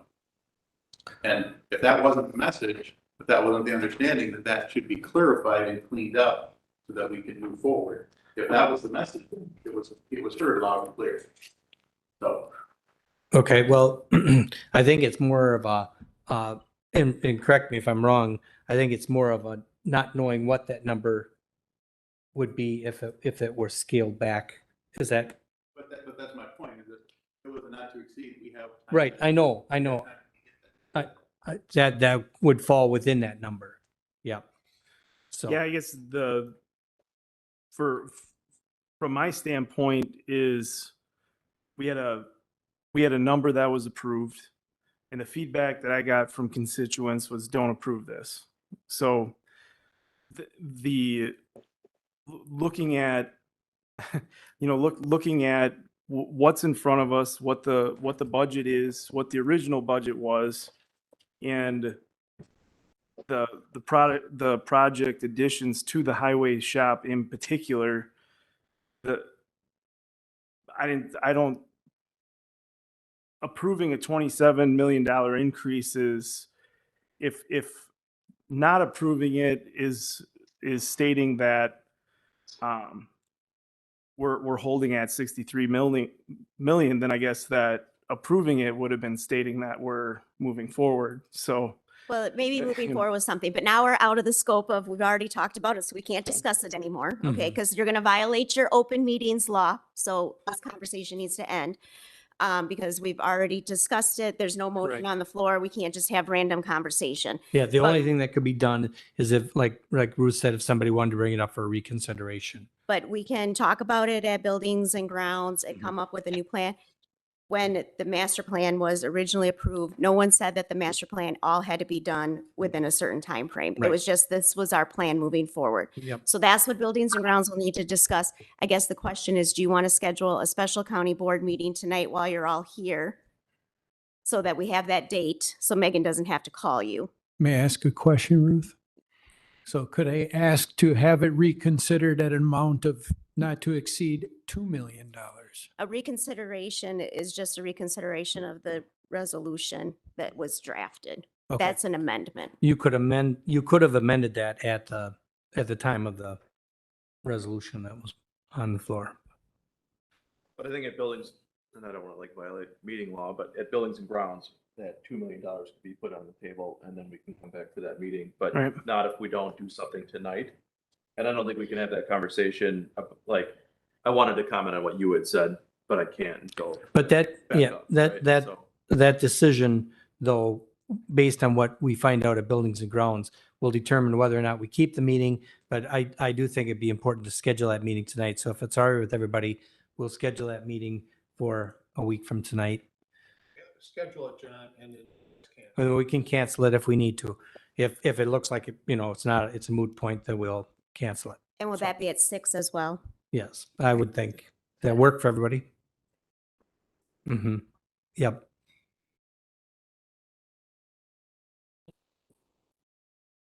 Okay. Is that clear up everything? All right. Then we'll look for a motion to adjourn. Oh, and one thing I just wanted to mention before we go, leave all your laptops with Barry tonight. He's gonna be changing them out. So if you'll leave them with him.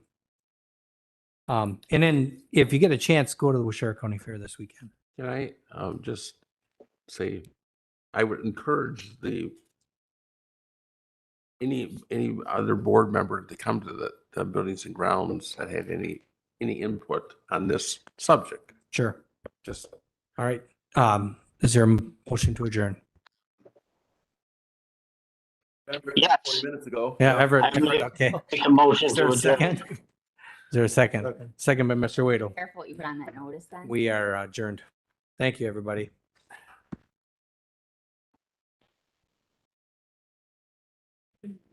What's that? Okay. Yeah. Oh. I've been called worse, right? Yeah, Be either that's certainly been we're called gonna- worse. The only reason to get together is if we get it back to a point where we can Yes, to be off. approve the 27th, the building.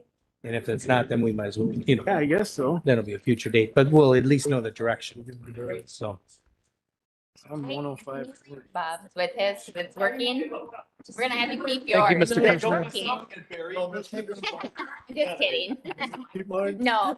that makes me want to do all the So I was like, maybe you get to keep it. We're taking them off. He's gonna give you a bad I one don't now. need yours. Okay. We got a new one. Right. I will need it eventually, but I don't need it today. I don't think Oh,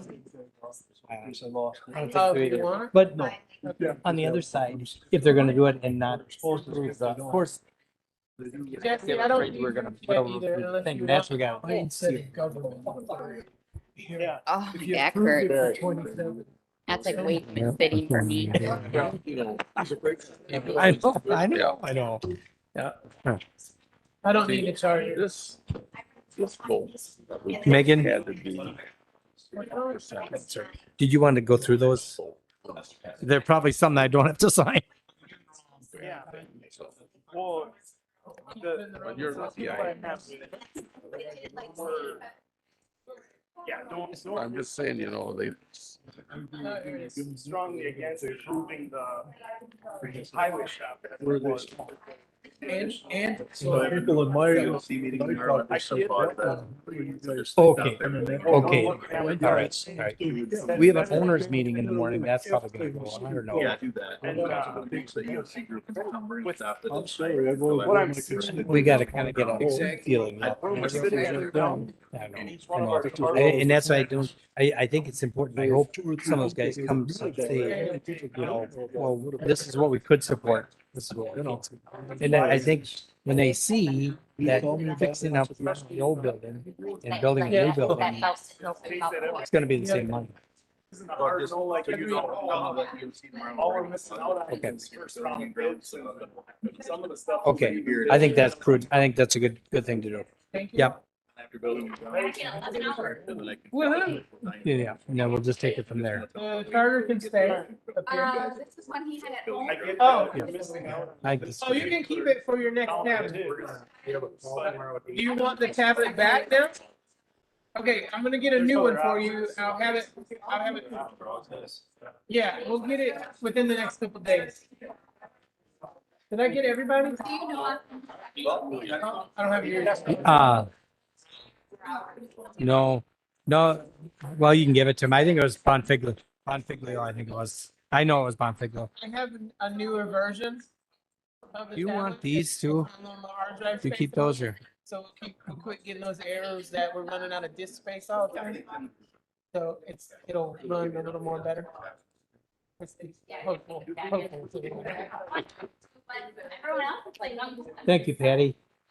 How was the transition going for you? Getting, training the new, is that Stephanie or what's your, Yeah, Stephanie, John, I don't that's need going yours well. if You're good. what's that? You're just good. Yep, I'm good. Thank you. Yeah, that's going, Yeah. you know. for I the know summer, Joanna left she and I said- don't know why. She said she could work from home and make more money. Yeah, I have She's- lost 5 people working from home. oh, no. And then that's not losing them. It's like people that changed their mind about coming, Yeah. people that left us. And I don't know actually, how you- one of well, I them guess- left us just sent me a thing. She said, "Will you be my reference again?" I said, No.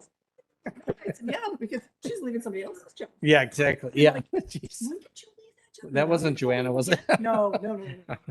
No, no. Well, I know Yeah. Paul and I had, Money. You know, had the thing is, discussions about people time off argue and stuff. about, you know, yeah. Okay, I know, but Yeah, I mean, do you want to bring them in tomorrow or I can make you get like? I am coming in at 7. I'll do that. You're here at what time? 8 a.m. Okay, I'll do it. Then I'm off Thursday, Friday this week. Okay. I can get them to you tomorrow. Then I can get them. You want me to take these with me? Sure. And I'll sign them and bring them in tomorrow morning. And this is the one that I signed. That's from Piaski's thing. Yeah. Megan, I don't know how you keep any of this stuff straight. I don't feel like it. I know. I felt kind of like in chaos. Well, Well, you have it.